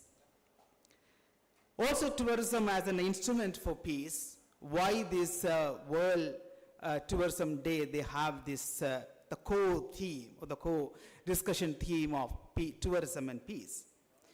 Because tourism brings people together and tourism as a catalyst for sustainable peace and better future. On this World Tourism Day, we reflect on the profound connection between tourism and peace. Sustainable tourism can transform communities, creating jobs. Sustainable tourism can creating jobs, fostering inclusion and strengthening local economies. By valuing and preserving cultural and natural heritage, it can help reduce tensions and nature peaceful coexistence. That is a more important by tourism that brings to the people. Because tourism can also promote economic interdependence between neighbors, encouraging cooperations and peaceful development. It's a powerful tool for fostering international understanding, cultural exchange, and global peace. In a world increasingly divided by geopolitical tension, economic disparities, and cultural misunderstandings, tourism offers a unique avenue for bridging the gaps, building lasting connections, so we can see how tourism can be leveraged to promote peace and unity. That's the purpose of this academic unit over here, to discuss and exchange their findings and ideas. And as international travel continues to grow, the private sector's role in promoting peaceful interaction, sustainable, significant development, we need to explore more and more private sector's potential and responsibility, and to leverage its strength and capabilities to promote peace and stability through tourism. We all know very well during the COVID-19 pandemic that severely affected community, people's movements, particularly tourism sector. So we need a collaborative learning and exercise to rebuild the connections between people and communities and neighbors. So that's the whole purpose. Then here we are going to listen to three distinct speakers to listen different varieties of topics, and they are going to discuss towards the peace and tourism. So COVID-19 pandemic's halt to tourism was unprecedented and saw a range of negative outcomes. People were distracted from happiness. For example, when people get more precautionary measures before going to the place, like sanitizing, movements, distance, surveillance, camera. So all these is created negative impacts towards people's movements. That is the people, particularly academics and practitioners, they have the major and significant role that rebuilt and refeel and redefine the concept of tourism through new negotiations and sustainable relationship. I will brief this with this introduction. I'm going to invite first Dr. R.C. Anuchandran. Today he is going to talk about tourism and language of peace. We cordially invite you, Dr. R.C. Anuchandran. The podium is over to you now. Please, go ahead.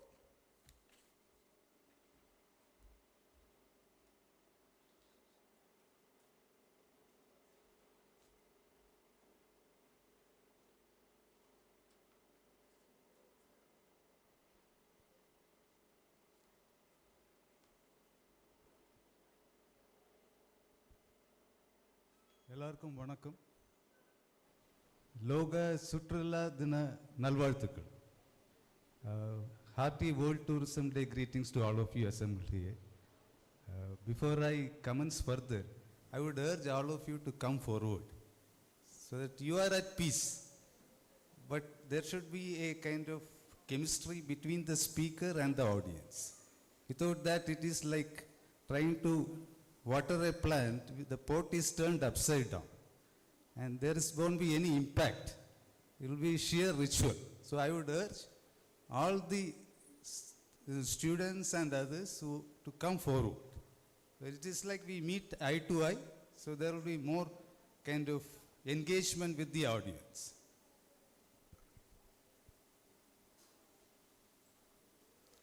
At the outset, let me profusely thank Vice Chancellor, Dr.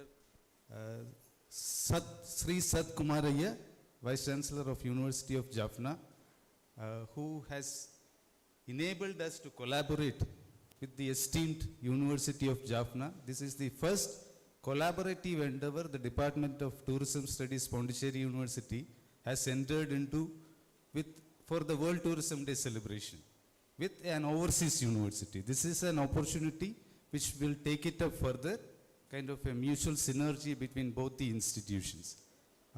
I would also profusely thank Professor Shiveshan Shivanandamurthy, who has been instrumental in crafting this particular tie-up or kind of a mutual joint venture program, a collaborative endeavor, and this joint World Tourism Day celebration.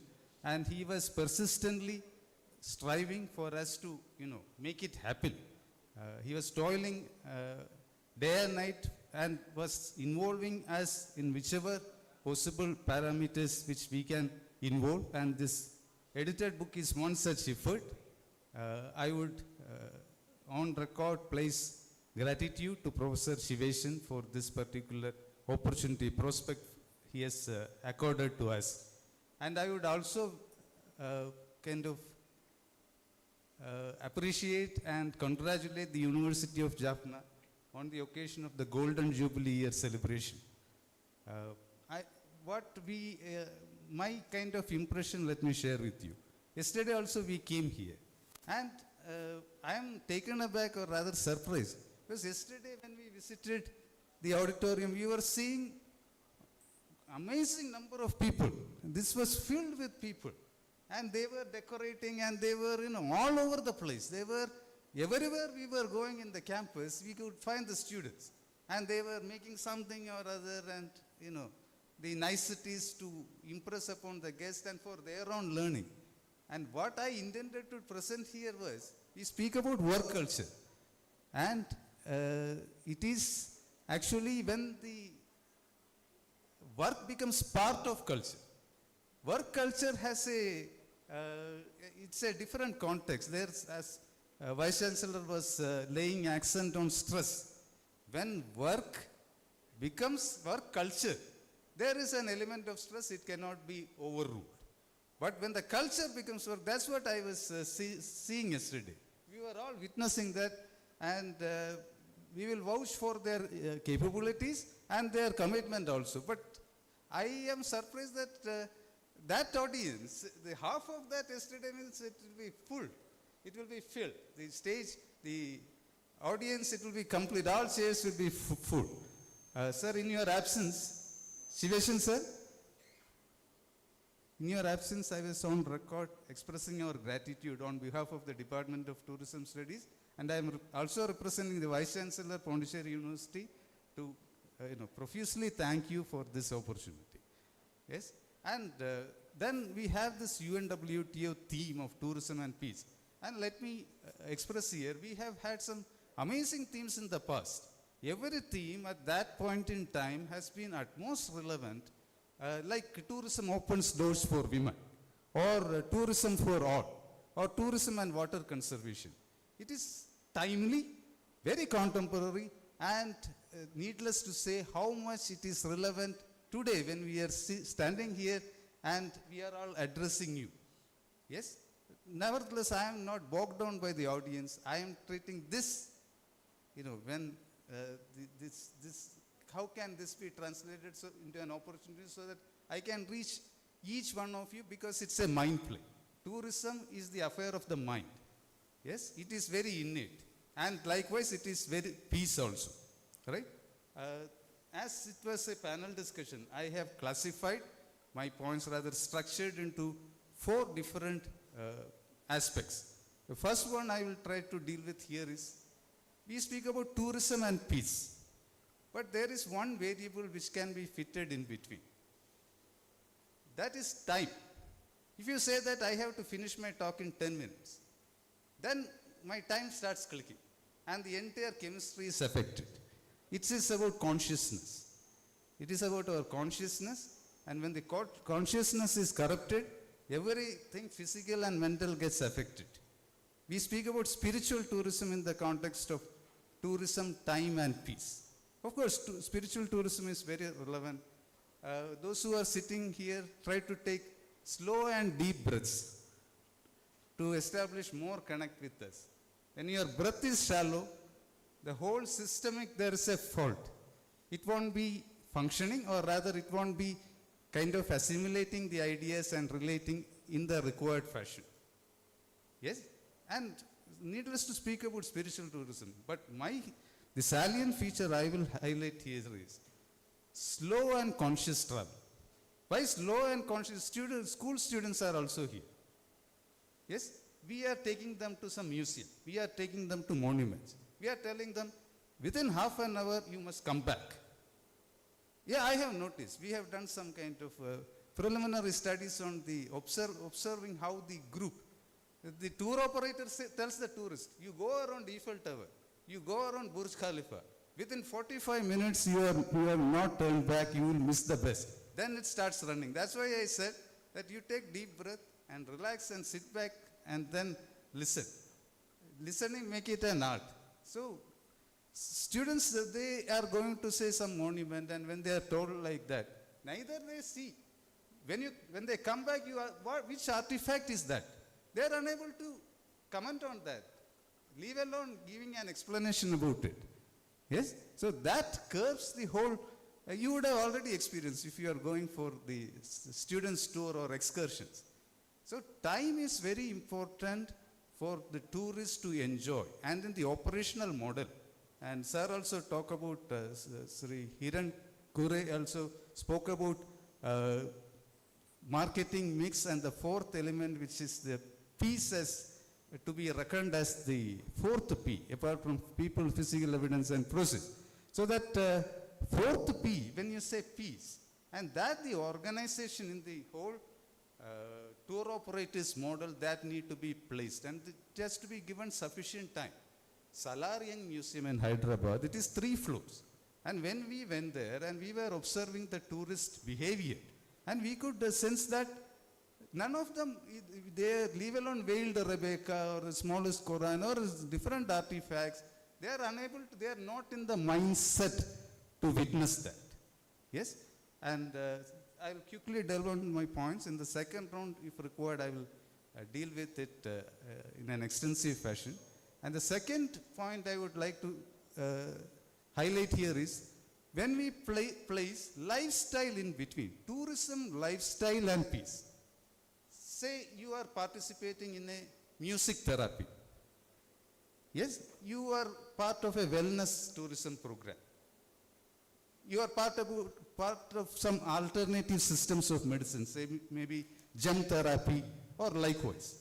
Your involvement is so much that automatically what is affected, what is in the spotlight, it is your own mental frame.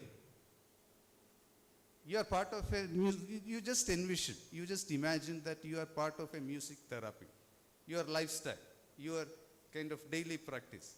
When we saw Vice Chancellor giving his speech, and he was ushering in peace, he was transmitting peace. Though he was dealing with a talk on a particular topic, that is the way it is being handled, and the tour operators must visualize or deal with something, how they will treat the tourist. So tourism, lifestyle, and peace. The third aspect which I need to highlight here is tourism, pursuits, and peace. We have in various parts of the world, it is called citizen-led initiatives. That's what I would urge all the students to be part of. When you study, let it be history, let it be English literature, let it be chemistry, maths, physics, other streams of humanities or management, any stream, you will involve with the particular facets of the subject. Like, that's what I said. It needn't be a tourism academic or a tourism researcher or tourism, student. Anybody can involve with that particular aspect. Like, we have numerous case studies in places like Madurai, where students are involved in unearthing, unveiling the hidden, latent heritage structures. So much so that even the collector got inspired and he made it a local policy decision in getting that done, and how the students are involving the local community, their engagement. That is another model, the pursuits. Citizen-led initiatives, they're, dying yards, that can be brought to the fore. And fourth dimension which I need to present here is, since there are speakers, see, this is what I told you. And my natural kind of delivery has to be fine-tuned, keeping in view the situation which I am in. Tourists should not encounter that. That's why we have, I told you, slow and conscious travel. If you go to a farm, agro-tourism is promoted. And what tourists want, they want to be devoid of their gadgets. No cell phone, no laptop, no tab, nothing. They want to spend time in a cottage. Yes, they want to spend quality time in the cottage. That is the only means, and that is what the organization model I was speaking to you about. The tour operators must underscore that particular facet of how tourists can be relaxed and spend quality time. Yes, we speak about pleasure, recreation, all are some motivations of tourism. But peace is something we all will raise our hands when it comes to that. Right? And the fifth dimension which I want to highlight here is the socio-psychological impacts. And that is one thing very important. We have visited Jaffna. When we are going back to our places, it has got, so many studies have ratified that fact. When people visit places and go back, there is a socio-psychological impact. They view their own hometowns in a different perspective.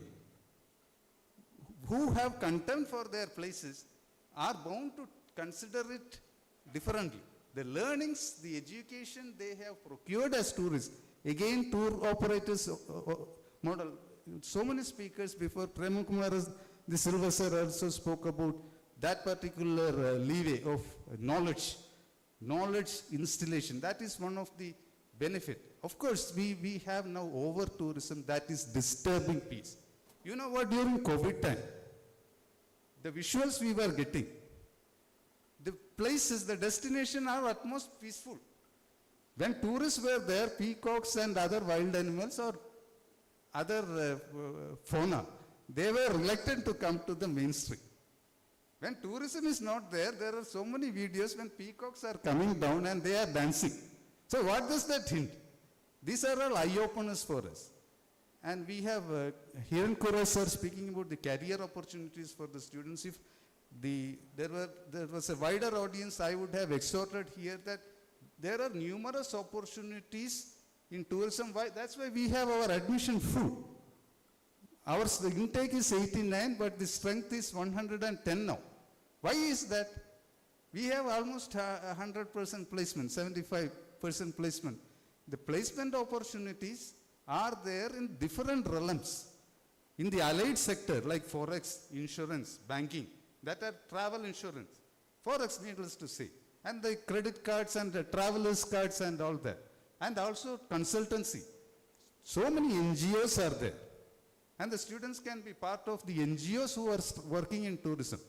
Before we started our journey here on 23rd and 24th, we had 2-day World Tourism Day celebration. We were collaborating with the NGOs. And that is what I said, that we will collaborate with the Department of Tourism and Hospitality Management. Not only I took some cues from the earlier speakers, including Vice Chancellor, that we will create a model for identifying the UDP, Unique Destination Proposition of Jaffna, an academic study.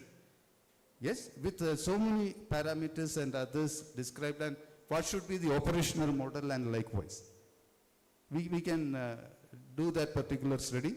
And this social, I was speaking about over-tourism and disrupting the peace. It is because when we have in a place, earlier, as children, we could go and see the beach. While traveling with our parents or relatives or friends, we can, at a long distance, we can see the beach. We can enjoy the high ranges, the hairpin curves when we are taking, and the aesthetics around we can enjoy. But now what happens? Because of the tourist rush, there are hoardings. Hoardings results in visual pollution. The views are obstructed. They cannot enjoy the scenery. Then what about talking about peace? It is a distant dream. That is a paradox here. Yes, and the beaches, so many lanes. Earlier what you used to see, you have to jostle for space and reach the beach to experience the beach. And that too, it is by chance, if it is free, then only you can, with trouble-free, you can access the beach. Because it is filled with people. Tourists are thronging here. That is not the ideal thing of promotion. Now we are coming from Puducherry. Last day, 3 days ago, the Chief Minister and the Tourism Minister had declared we were making satellite sites for decongestion. Decongestion has a direct ramification on peace. when tourists are thronging around, leave alone pollution. And we will wonder at one time that how they are able to enjoy the place.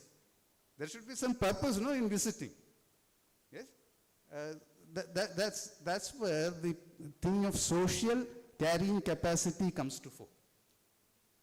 There will be, we study about the Doxis irritation index. The last stage is antagonism, open hostility towards the tourist.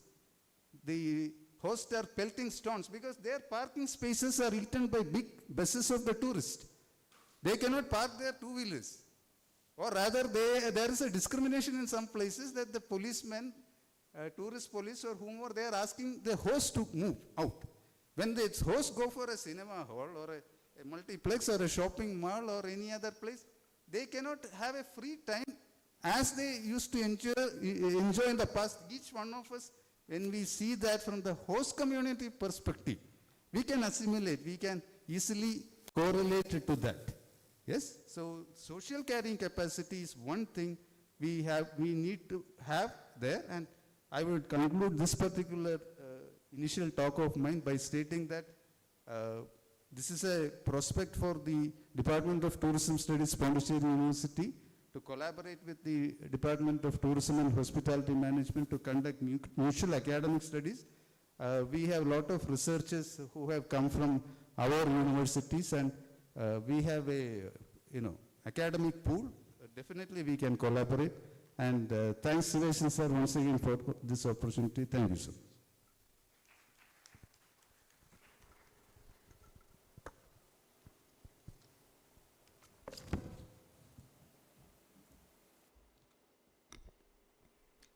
Thank you, Dr. Anuchandran, for your inspiring and provoking speech towards the natural way of delivery that should be towards tourism. And also, particularly, you emphasize the factor of time because of the quality of time that people spend for tourism and making peaceful, and also you overview of this event, and also you very interestingly brief and summarize the purpose of this event, as well as your speech towards general view of the natural way of delivery. That's very, very important. Next, we will invite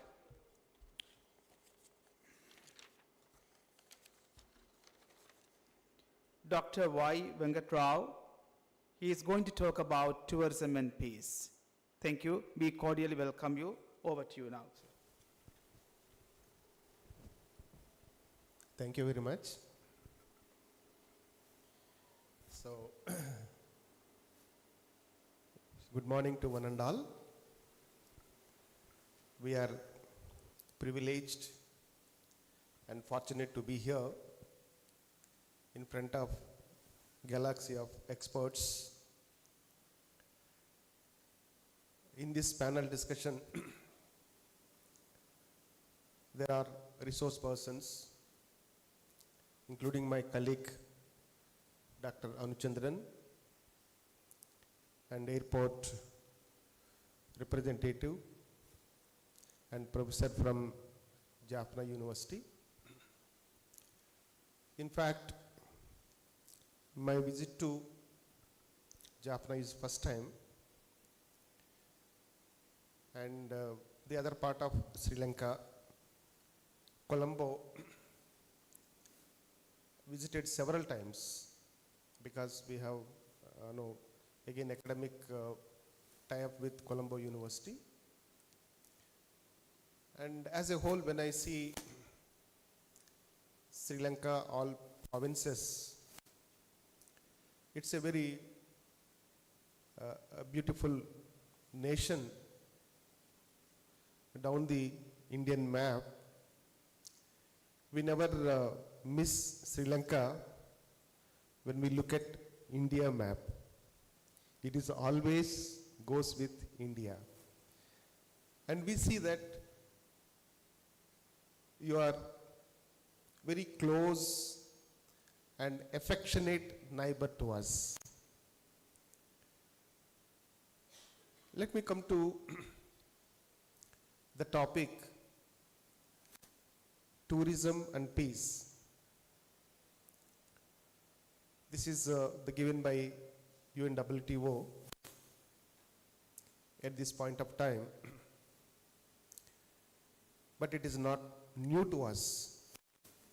Talking about tourism and peace, this has been debated, discussed in several international forums since 1926 onwards. In 1970s, 1980s, and we have been, looking at tourism from different dimensions. For last 2 decades, 1900s and 2000, 1992, 2000, 2002, 2020, these 2 decades, we are more aligned with sustainability and its linkage with tourism. But after COVID-19, we all know that how tourism became completely up and down, and especially friend is here from hotel industry. Hospitality sector is the first, totally affected because of COVID-19, because no travel, it is house arrest, and we can't come out, even we cannot see the neighbor's house. That was the situation. With that, the complete hotel industry is badly affected. Then tourism, of course, airlines and destinations completely lost their income, and as a result, indirectly, the local community who depended on the destinations for their livelihood, they also very badly affected. Then last 2-3 years, international level or national level or even local level, we are looking at tourism, how is regaining or restarting. In between, again we got another literary term, resilience. So we started talking so much about resilience. If you see the articles published in last 2-3 years, in one way or other, you will find almost all literary work by including the word resilience. Then now we are just started talking about peace. I think so, my dear student friends and then other delegates. Why I'm just taking all these the points together to understand how the tourism is taking up this journey and moving with the different directions. Now we are last, I think 1 year. This year is for to talk about peace and tourism and its again linkage. And again we are talking, because it's not the first time, as I mentioned, it has been discussed in several times. These two terms, how these two are intertwined and interaligned to each other. Then let me just look at what is this in a fresh manner. What is so fresh to talk about tourism and peace at this juncture, right? I'm just reminded with Mahatma Gandhi, who is father of our nation. He advocated non-violence. He advocated non-violence. Non-violence is our core strength of India. We always love peace. We always spread peace for neighbors. Always we just wish entire globe, Vishwam, supposed to be with peace and progress. And these days, last couple of years, we have been talking about the only one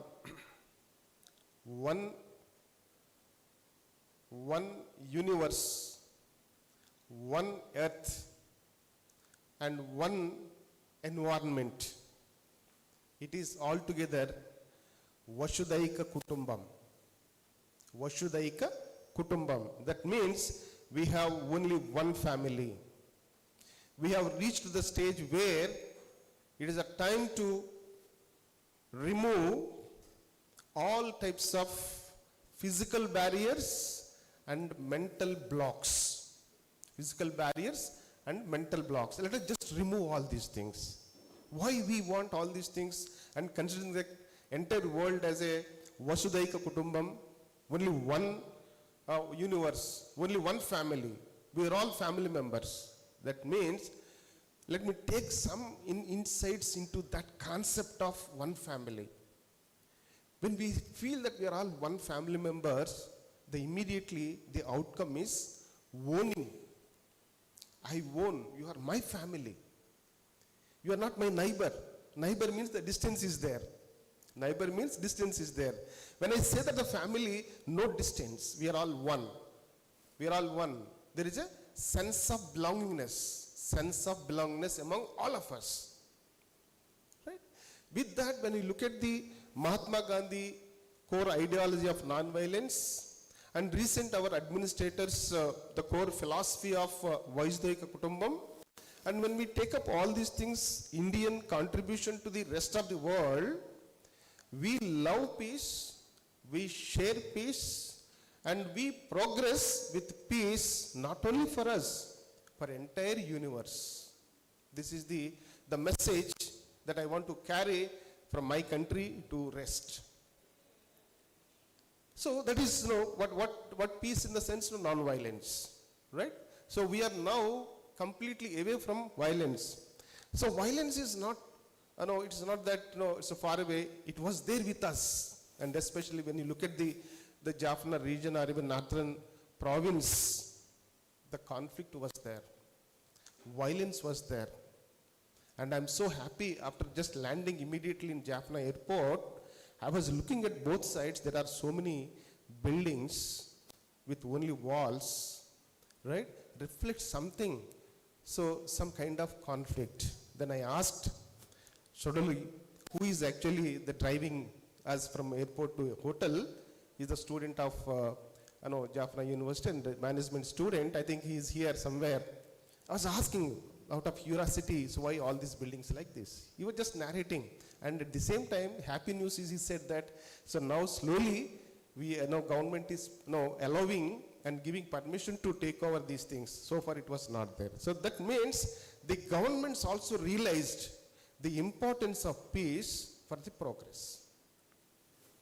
Maybe individual level, institutional level, organizational level, national level, what we want collectively, progress.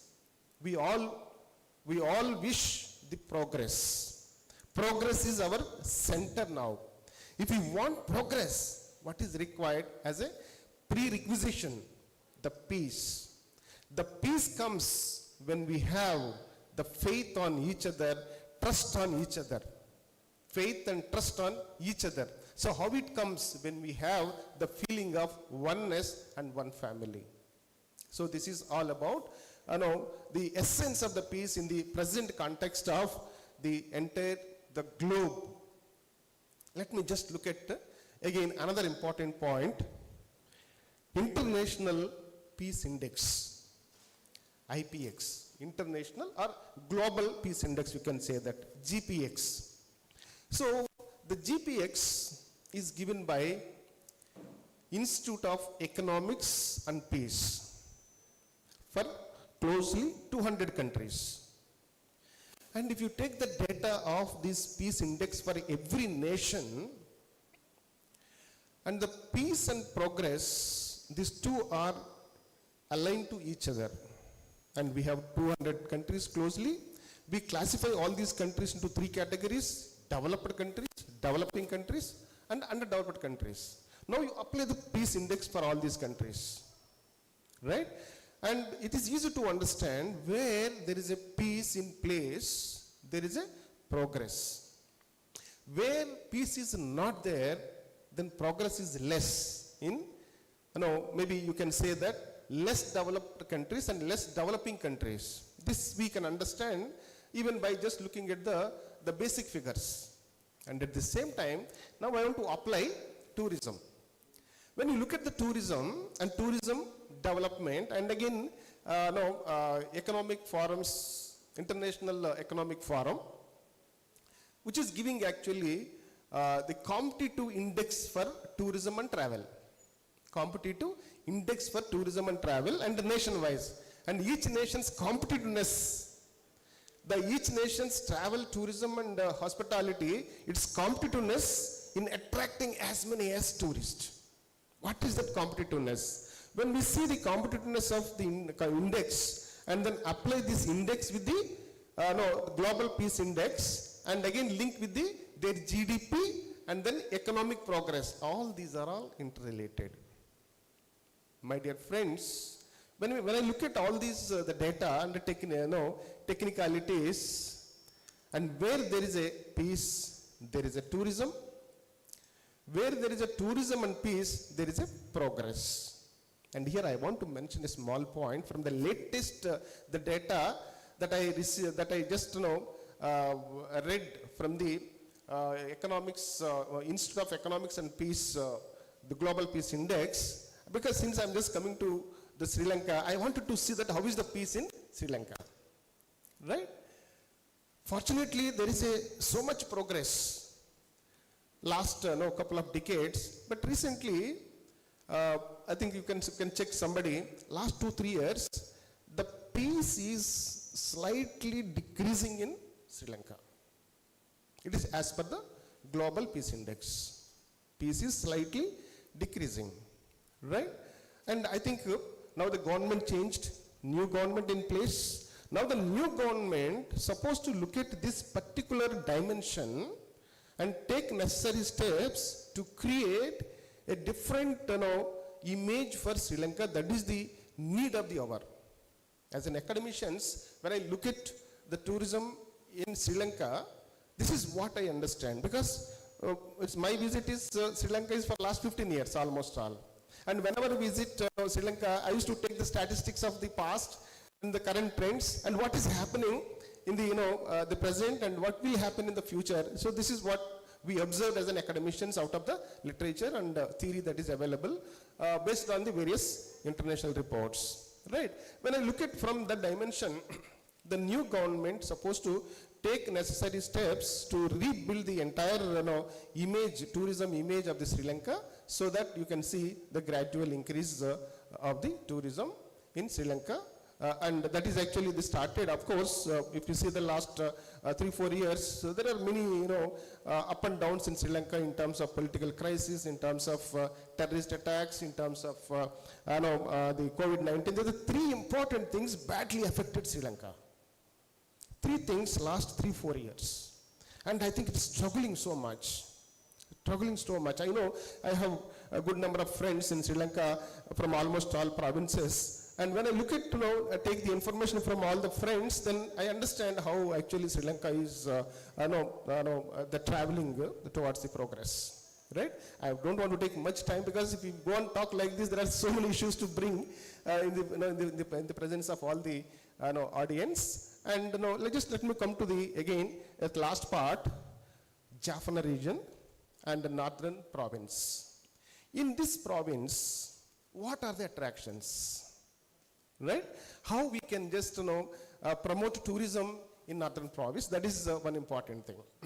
And now, if I look at the ambience and the feelers that we are getting from the northern province is positive, right? My colleague also added nice point in his speech. The moment you see Jaffna after landing, and there are some kind of good feel, the feel good factor is there. Right? So that we need to take it next level.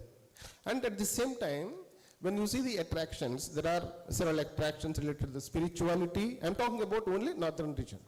Spirituality, the temples are there, right? And we have beaches, of course. When I look at the beaches, how these beaches are different from other beaches, because there is a competition among the beaches. And since it is an extreme point, the northern region extreme point, and already there is a kind of memorial, the construction, so that may be further highlighted with adding some kind of attractions. attraction in the sense a story can be built out of it, right? And a kind of a narration can be, designed out of it. A kind of drama can be, highlighted out of this, extreme, the point, right? And whoever comes to the main landing, Colombo, they're supposed to keep in mind, I must visit the extreme northern point of Sri Lanka, because I should not miss that. So this kind of, a kind of feel we need to they create as a part of attraction in the northern province, right? Now let me look at, of course attractions are there, so I don't want to talk much because positive of time. And let me look at the infrastructure in northern province. So in the northern province, if you look at the infrastructure, another good news from airport is, it is going to be expanded, right?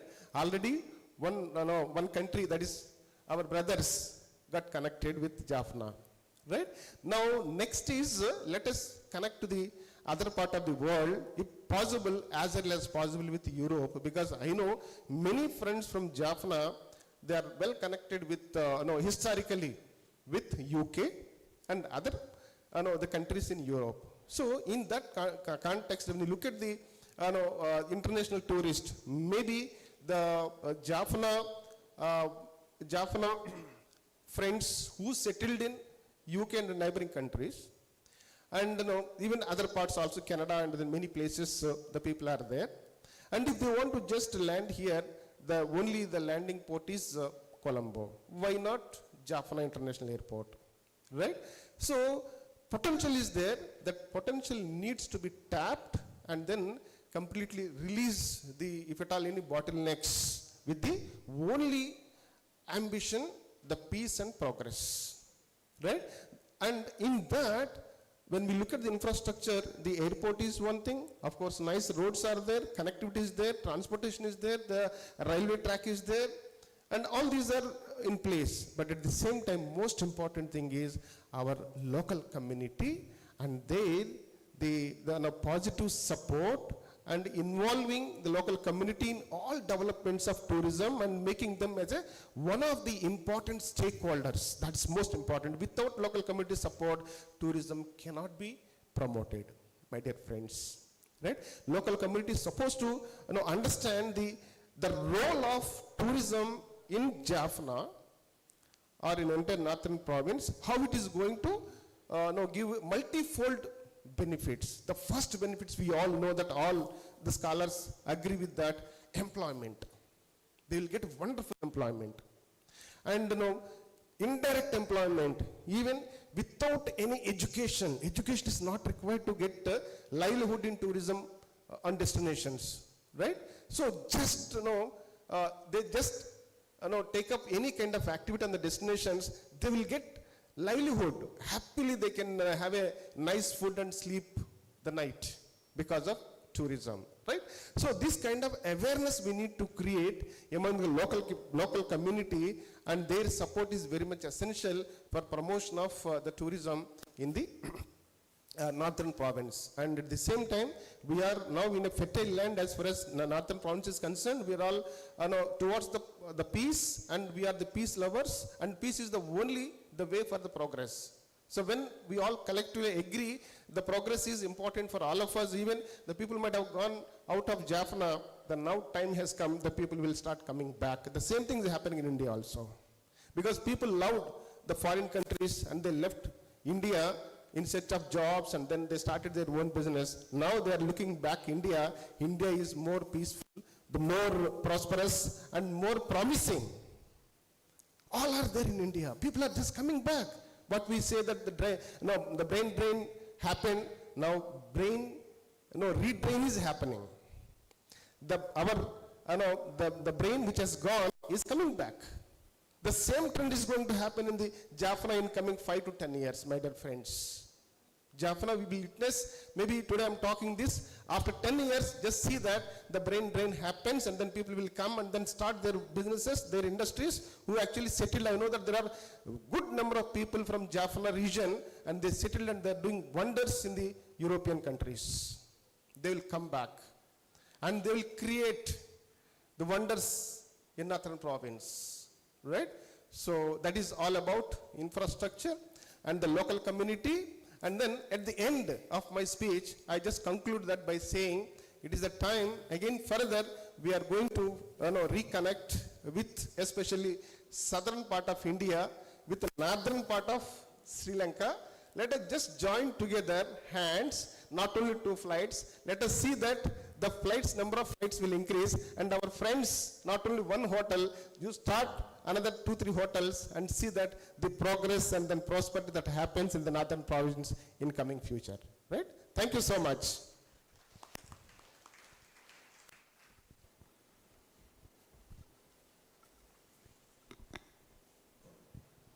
Thank you, Dr. Venkat Rao, for your inspiring and stunning speech about tourism has been debated through different and multi-dimensional dimensions.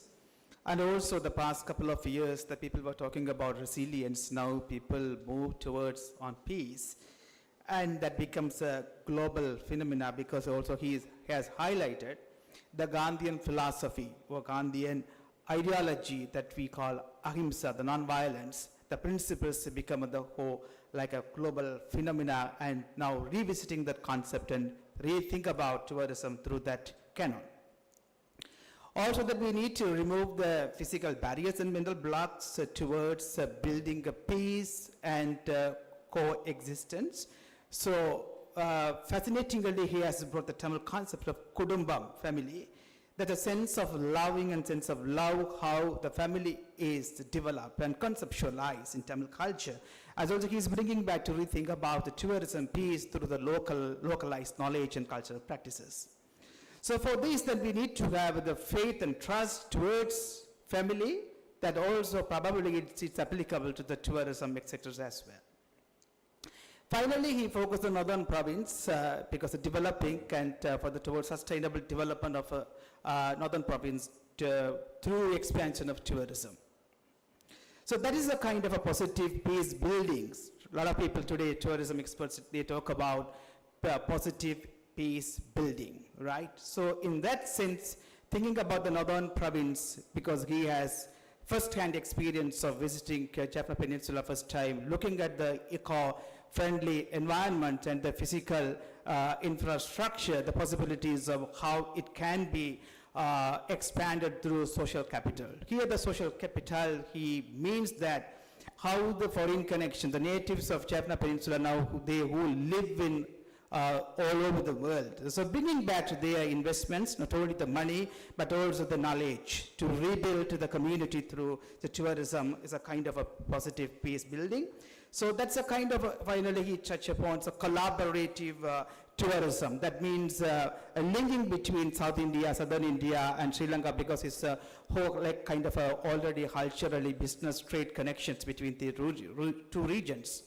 So here towards then how do we, it's possible that northern province tourism sector can be developed further through international airport, that what is the role of the airport and airport aviation services towards socio-economic development, that we have a final speaker, that Dr. Sumit De Silva, he is going to share with his ideas and his findings. Thank you very much. We cordially welcome Dr. Sumit De Silva. Over to you now. Thank you. Just one. All right, very good afternoon to all of you. Thank you very much for the introduction. So I will not spend much time, but I will touch upon some important areas about our international airport in Jaffna, in your region. That is very important to understand. So if you look at this airport, I think the audience, especially the undergraduates, if you are here, it's very important for you to understand, because where you are heading towards. Where do you want to be in 5 years, 10 years time? What is your profession should be? So where should I work, and what is my expertise that I have to improve? So that is why we always talk about knowledge. Why it is important? Because when I was an undergraduate, I didn't know where to go. And that desire should be there if you are desired to be, and then you have to learn the skill. So if the opportunity comes, if you have the skill, the competency, you get the opportunity. If not, you are not qualified, with the skill set that the companies request, so then you are in a trouble situation. So that is why, we have a new product, which is now around 3-4 years old, Jaffna International Airport. We brand it as JIA.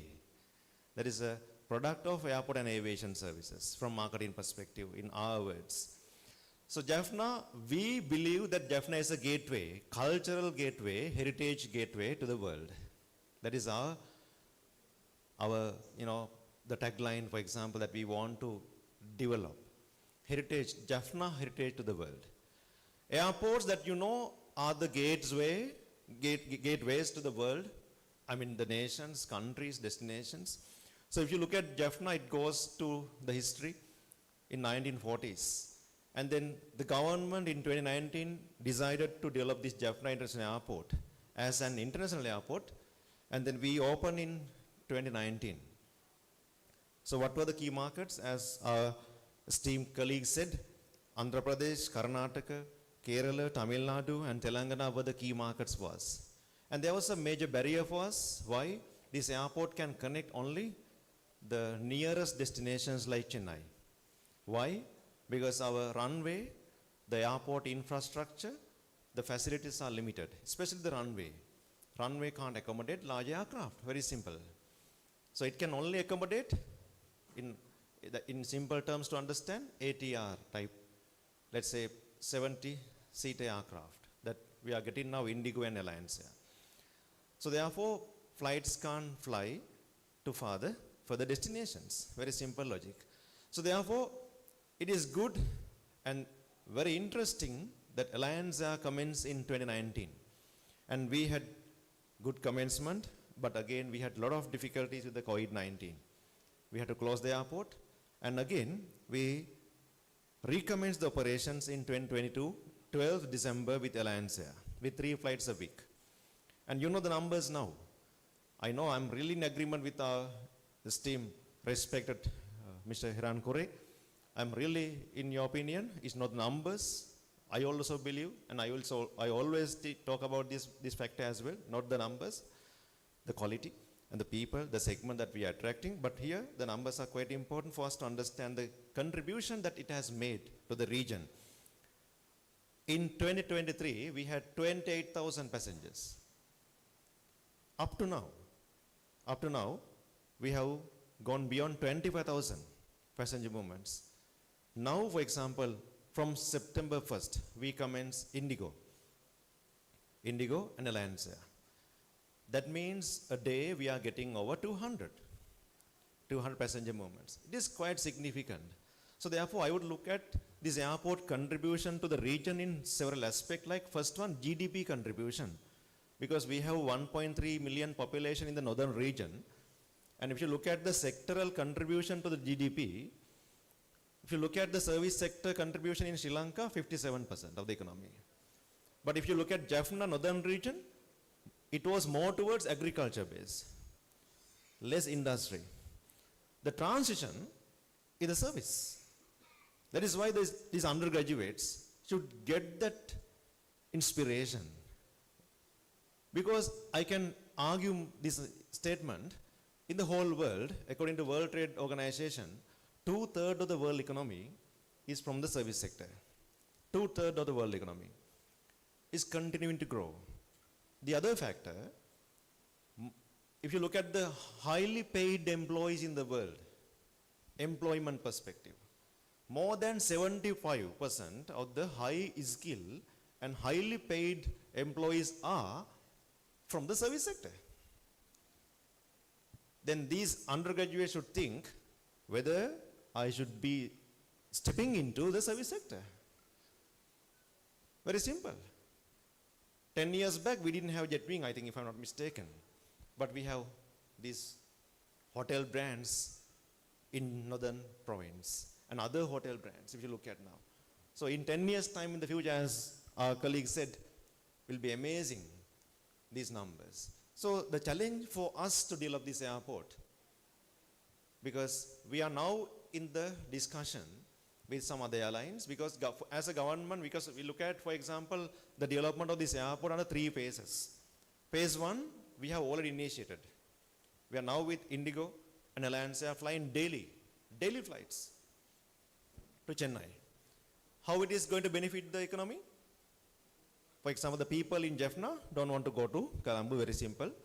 Save money, 60,000, 50,000 if you drive a car. Take the flight from here to Chennai, very simple. Save time, 10 hours, very simple.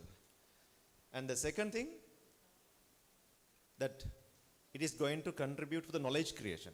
So we have our staff here. I'm very happy that the Indigo flight, when I was there to witness that flight operation, your people are handling the flight. That sort of a skill. Actually, sir, we have all the people from Jaffna. 90% people, employees are from Jaffna, from this part of the world.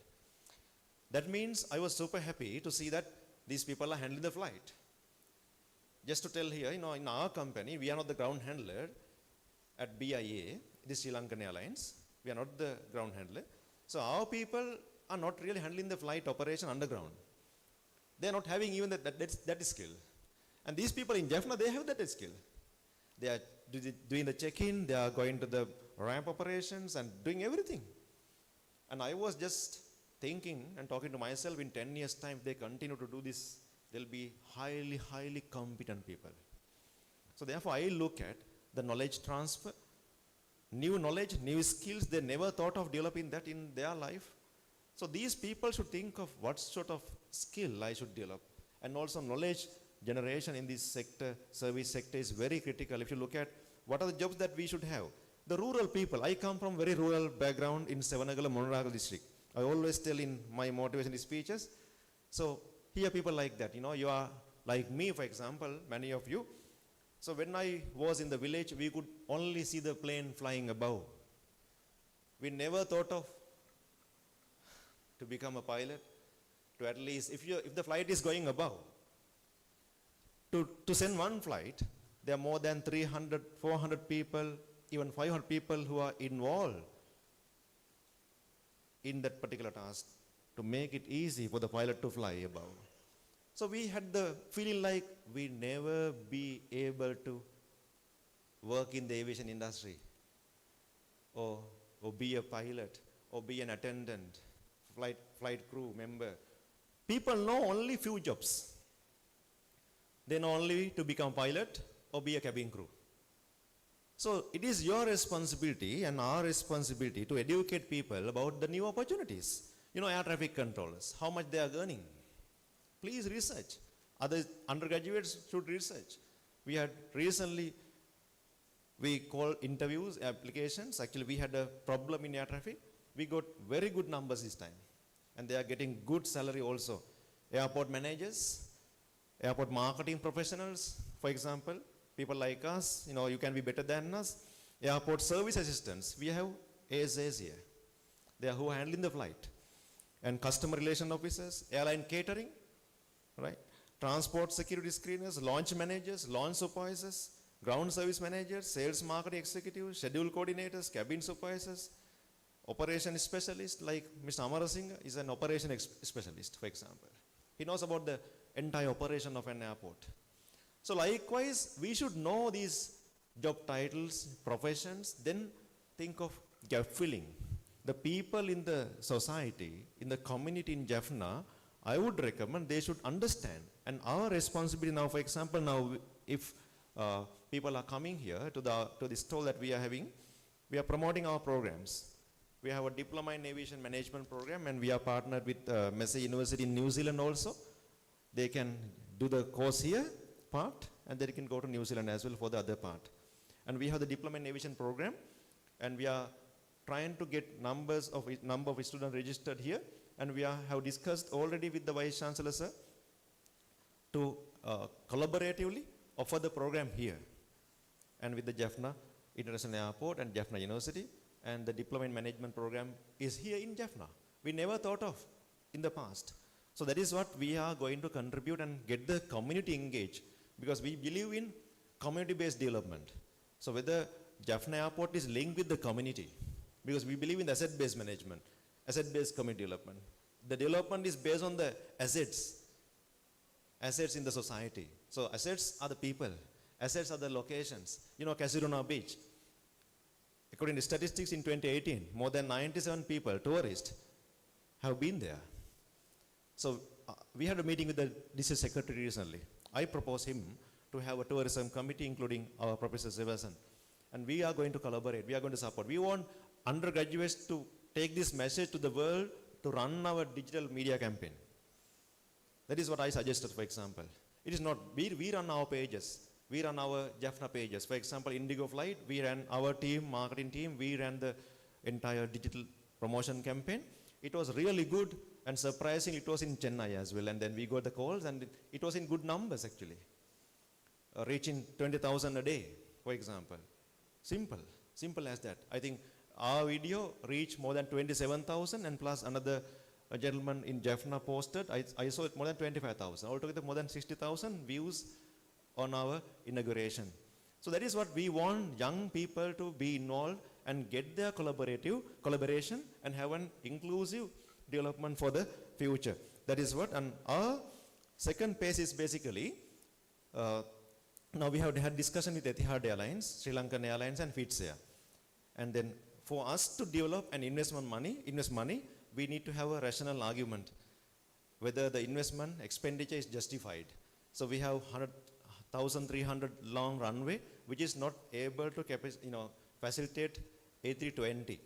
So because of that reason, we can't connect other cities. So therefore, we are in the process of doing a feasibility study with the demand to invest money for the expansion of the runway to make it 2,300 to 2,700 long runway, and that will accommodate A320 aircraft. That will connect multiple destinations. It can connect Mumbai, it can connect Dubai, it can connect Singapore, it can connect Malaysia. This can be a transit hub. That is second phase. Third phase is maybe not feasible in the future, but at least if we can go for the second phase, that is really, really good, because 20% of the tourists coming into Sri Lanka are from where? Is India. 20% tourists coming to the country is from India. India is the biggest market for us.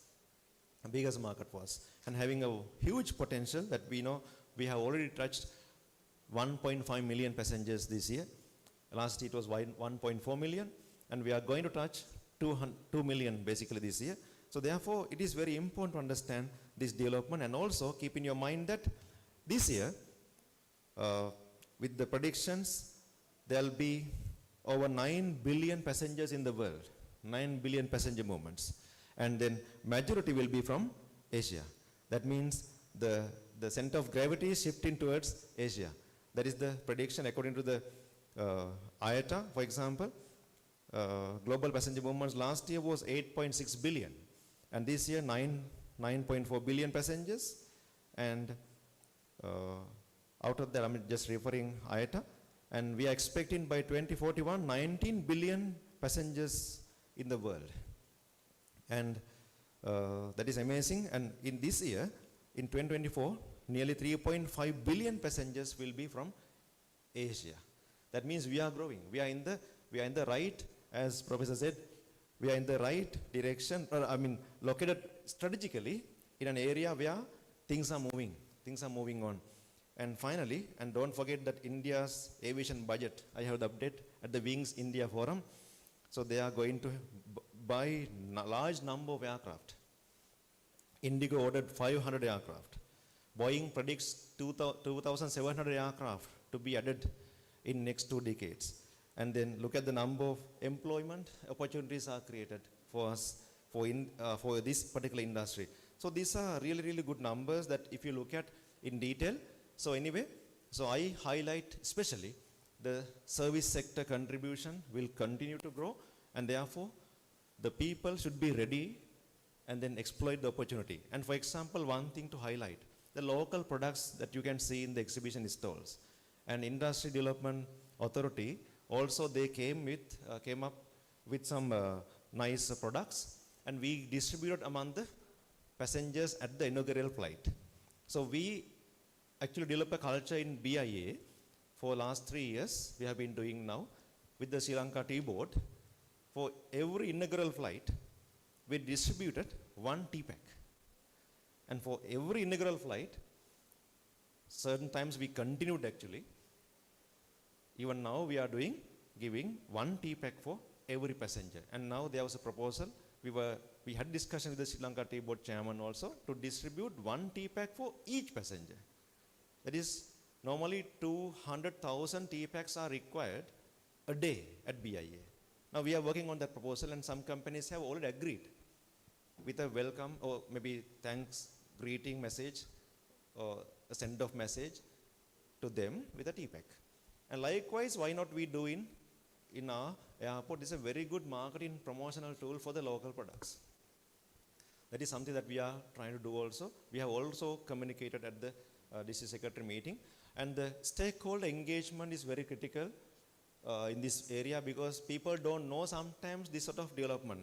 I told the district secretary, for example, we can come and educate the key stakeholders, decision makers, including the tourism industry. All the government and private sector officials should know what is happening, how can we collaborate. That is the most important. We are, for example, we are very much respectfully thanking Mr. Iran Kore, people like them sitting here and listening to this, and then giving inspiration and energy to do more. And likewise, why not others collaborate? That is what very important to understand. And therefore, future is, we look at very promising from airport and aviation perspective. Challenges are there, economic challenges are there, but as a company and as people, as individuals from this, even we, personally I am having good relation with Jaffna also. I have been coming over the last decade for different reasons, for training programs and so on. I'm so much happy to be here, and so much thankful to the Vice Chancellor and Professor Sivasan for organizing this particular conference. And we are going to have an MOU with Jaffna University for the future development, and we are going to get undergraduates for industry training for aviation sector. So that is remarkable for them to get the skill at Jaffna.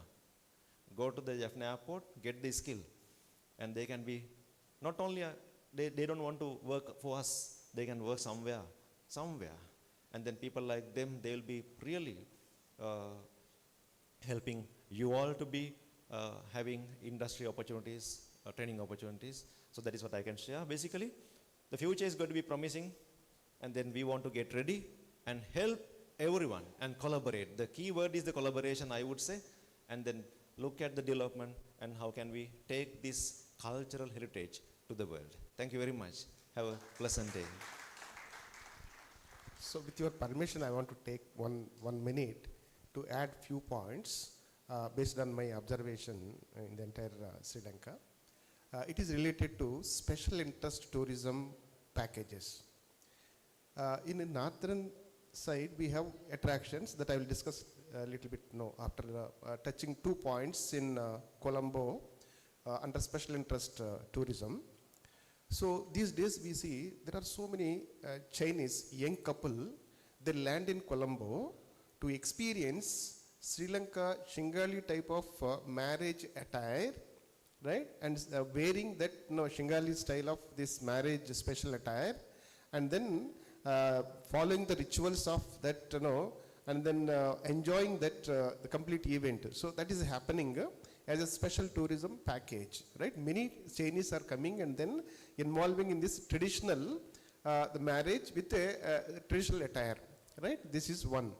The another second observation is in Golf Face Hotel, there is a one point, actually Golf Face is just on the bank of the sea.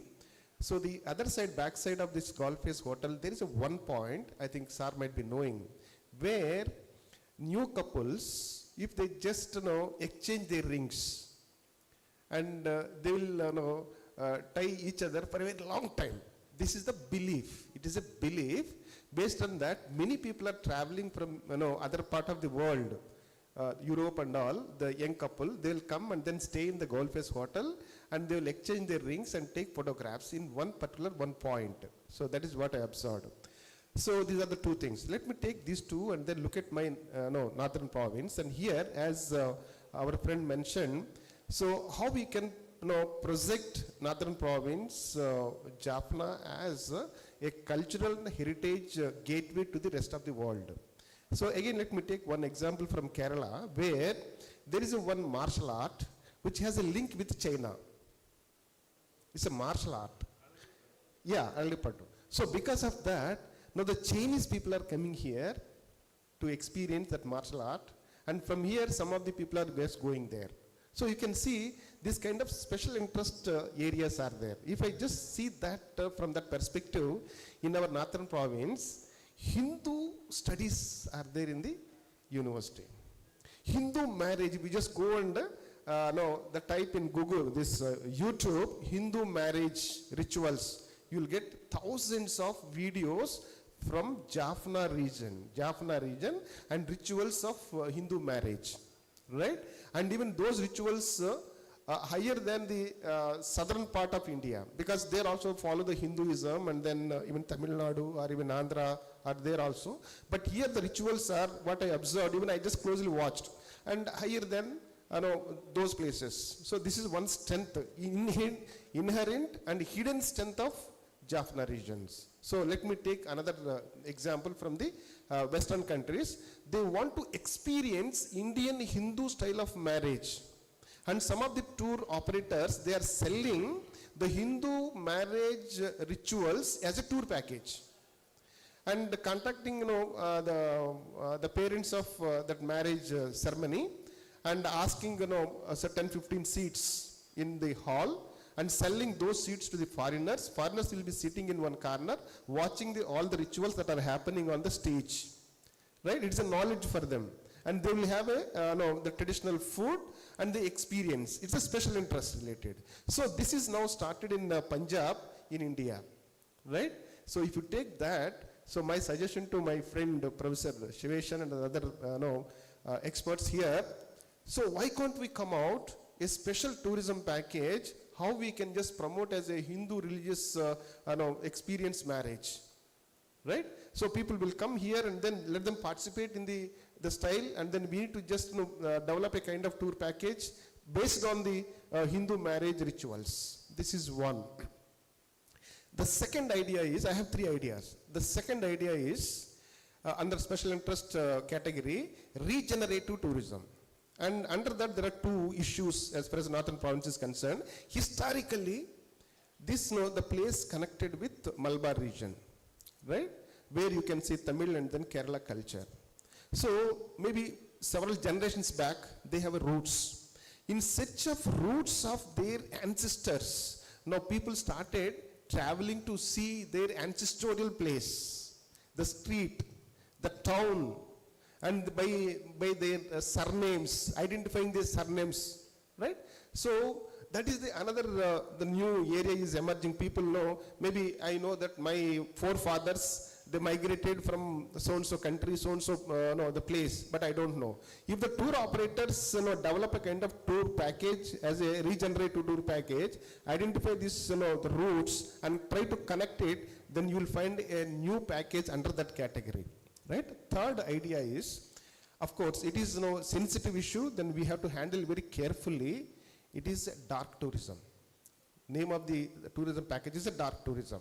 If you look at all these war-related, damaged, all these buildings can become an attraction also. But one has to handle it very positive mind and without affecting anybody's sentiment. For example, if you look at the Twin Towers in US, this terrorist attacked the Twin Towers. But now that collapsed, that location is a tourist attraction now. Now the tourism department in US is promoting that damaged the place, the Twin Towers location, promoted as a dark tourism, because if you just go there, they will just narrate how it got affected, how many people actually lost their life, and you can just pray there, and then you can just give the candles, right? You can wish the soul rest in peace, something like that. So this kind of connection also we can develop. It is the positive orientation. So under this the concept of dark tourism also, we can design a package keeping in mind all these, even the government and then tourism department, because if we sit with the tourism officials, we can have a kind of strategy also on this, right? We can develop a strategy how we can develop the tourism with a concrete numerical data in coming 5 years. How it is possible, identifying the core strength of the place and designing the product, that is a tour package, and promoting across, and then slowly increasing the arrivals of the tourists, foreigners, as well as neighboring India. India is close to 20% of the total is from India. So how can we increase this for 25-30% in the future? And it will, multifold effect will be there, and filling up the hotel rooms, and then generating new employment. All the things happens simultaneously. So these are the few ideas. After just thinking and listening to all of you, I got these ideas. Thank you so much.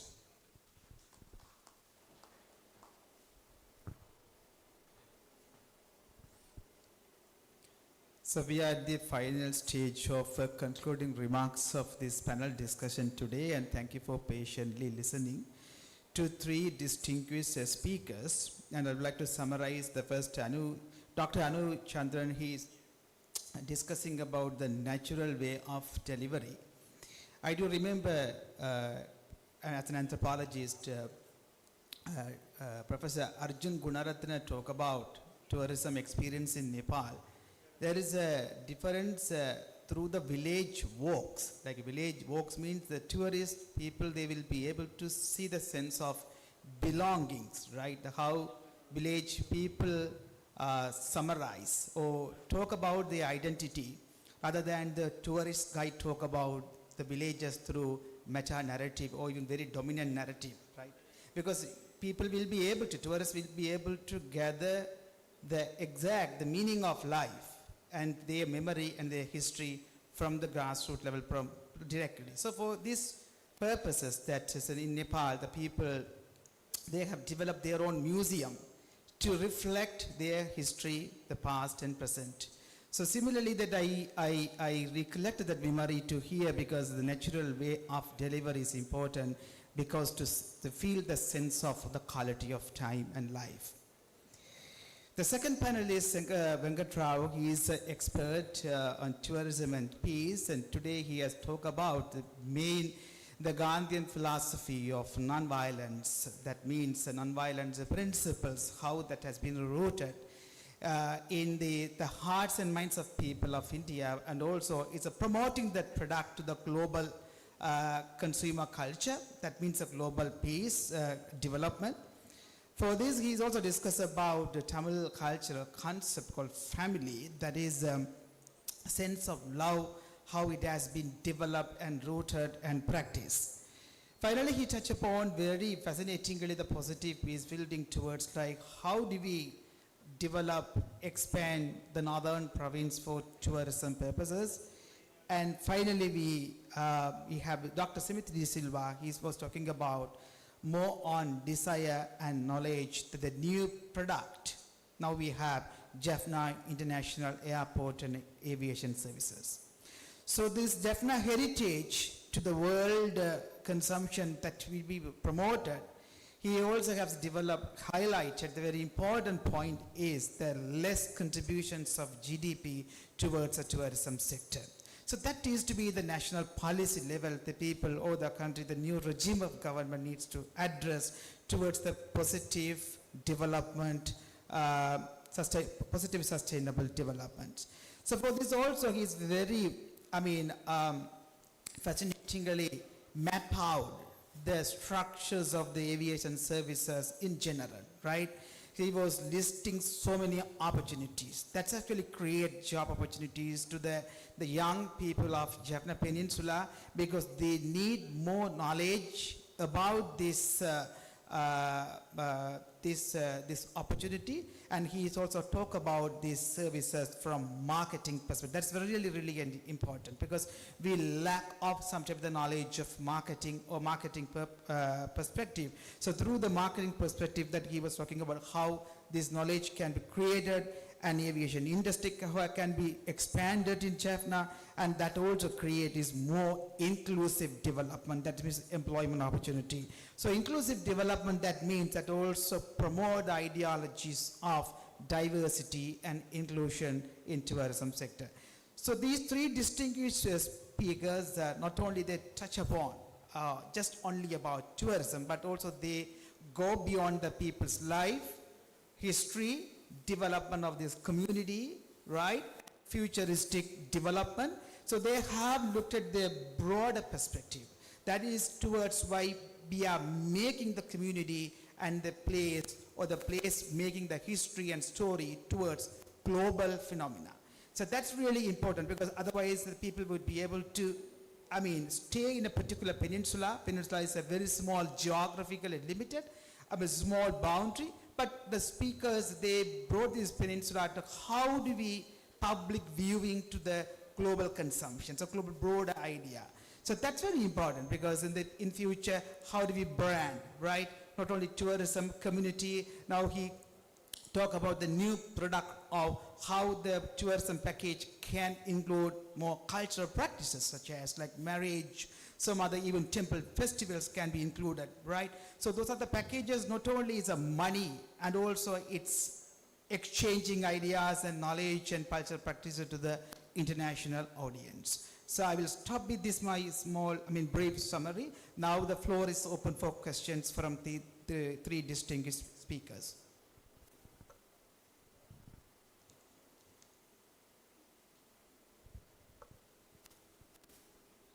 Do you have any questions to ask from, we have three panelists, so they will be happy to answer your questions.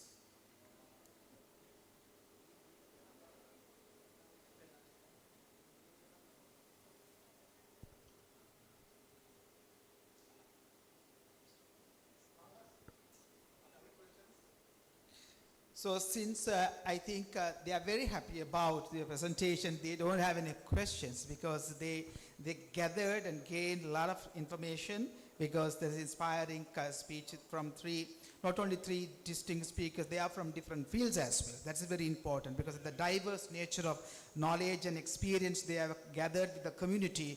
That will, I think, open up. Not, they will not ask questions, when they go back home, they will ask more questions themselves to promote not only tourism, to develop and uplift this community towards the future development. Thank you very much.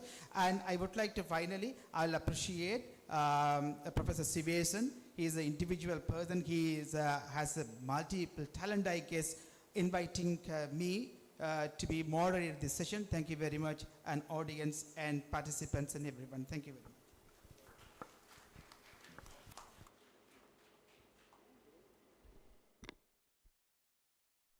Thank you, panel members, for sharing invaluable perspectives with us today. As we wrap up this enlightening panel discussion, we would like to take a moment to express our deep appreciation and gratitude to all our esteemed panel members. To honor and thank them, I'd like to invite our program head, Professor S. Sivesan, to present a memento as a token of our gratitude. Please join me in welcoming them with a round of applause as they come forward to accept this memento. Dr. Y. Venkat Rao,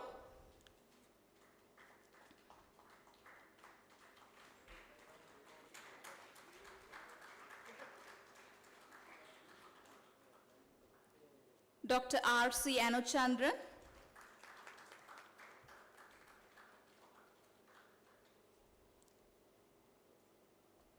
Dr. Smith D. Silva,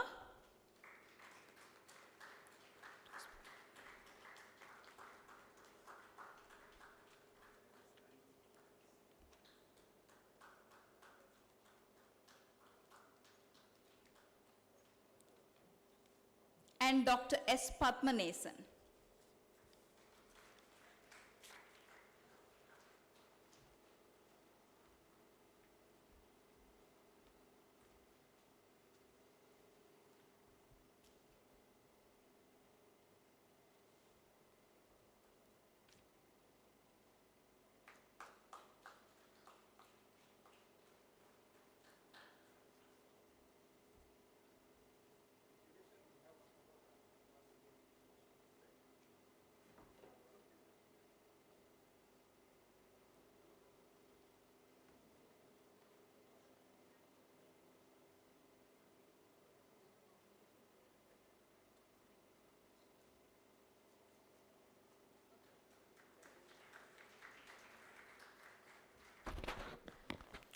Thank you so much.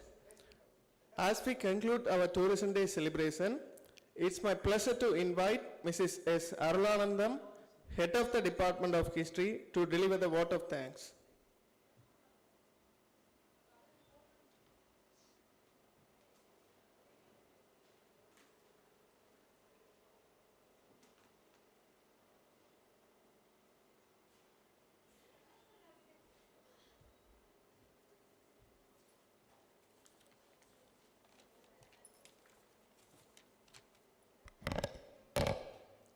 Good afternoon, everyone. I will not take much time for vote of thanks.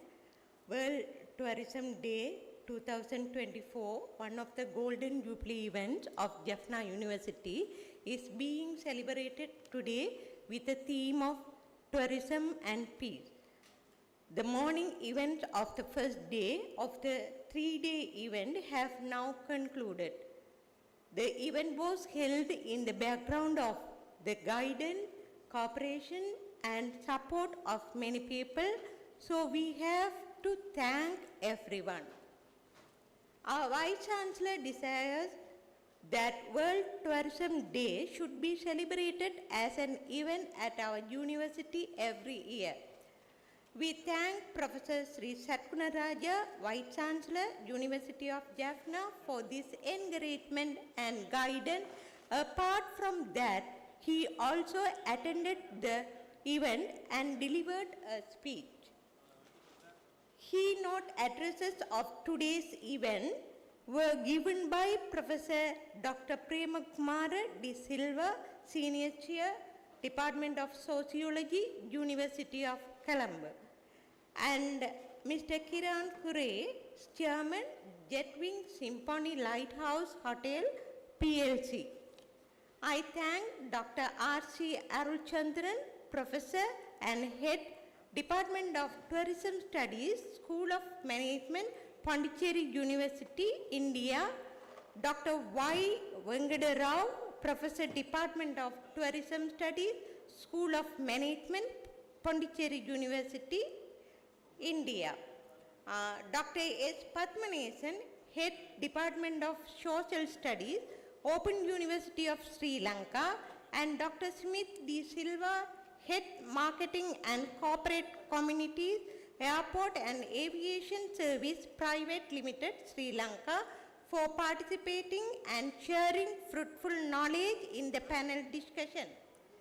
Thanks to the students of Sir Ponnambalam Dramanathan Faculty of Performing and Visual Arts, who welcome everyone by performing an eye-catching dance.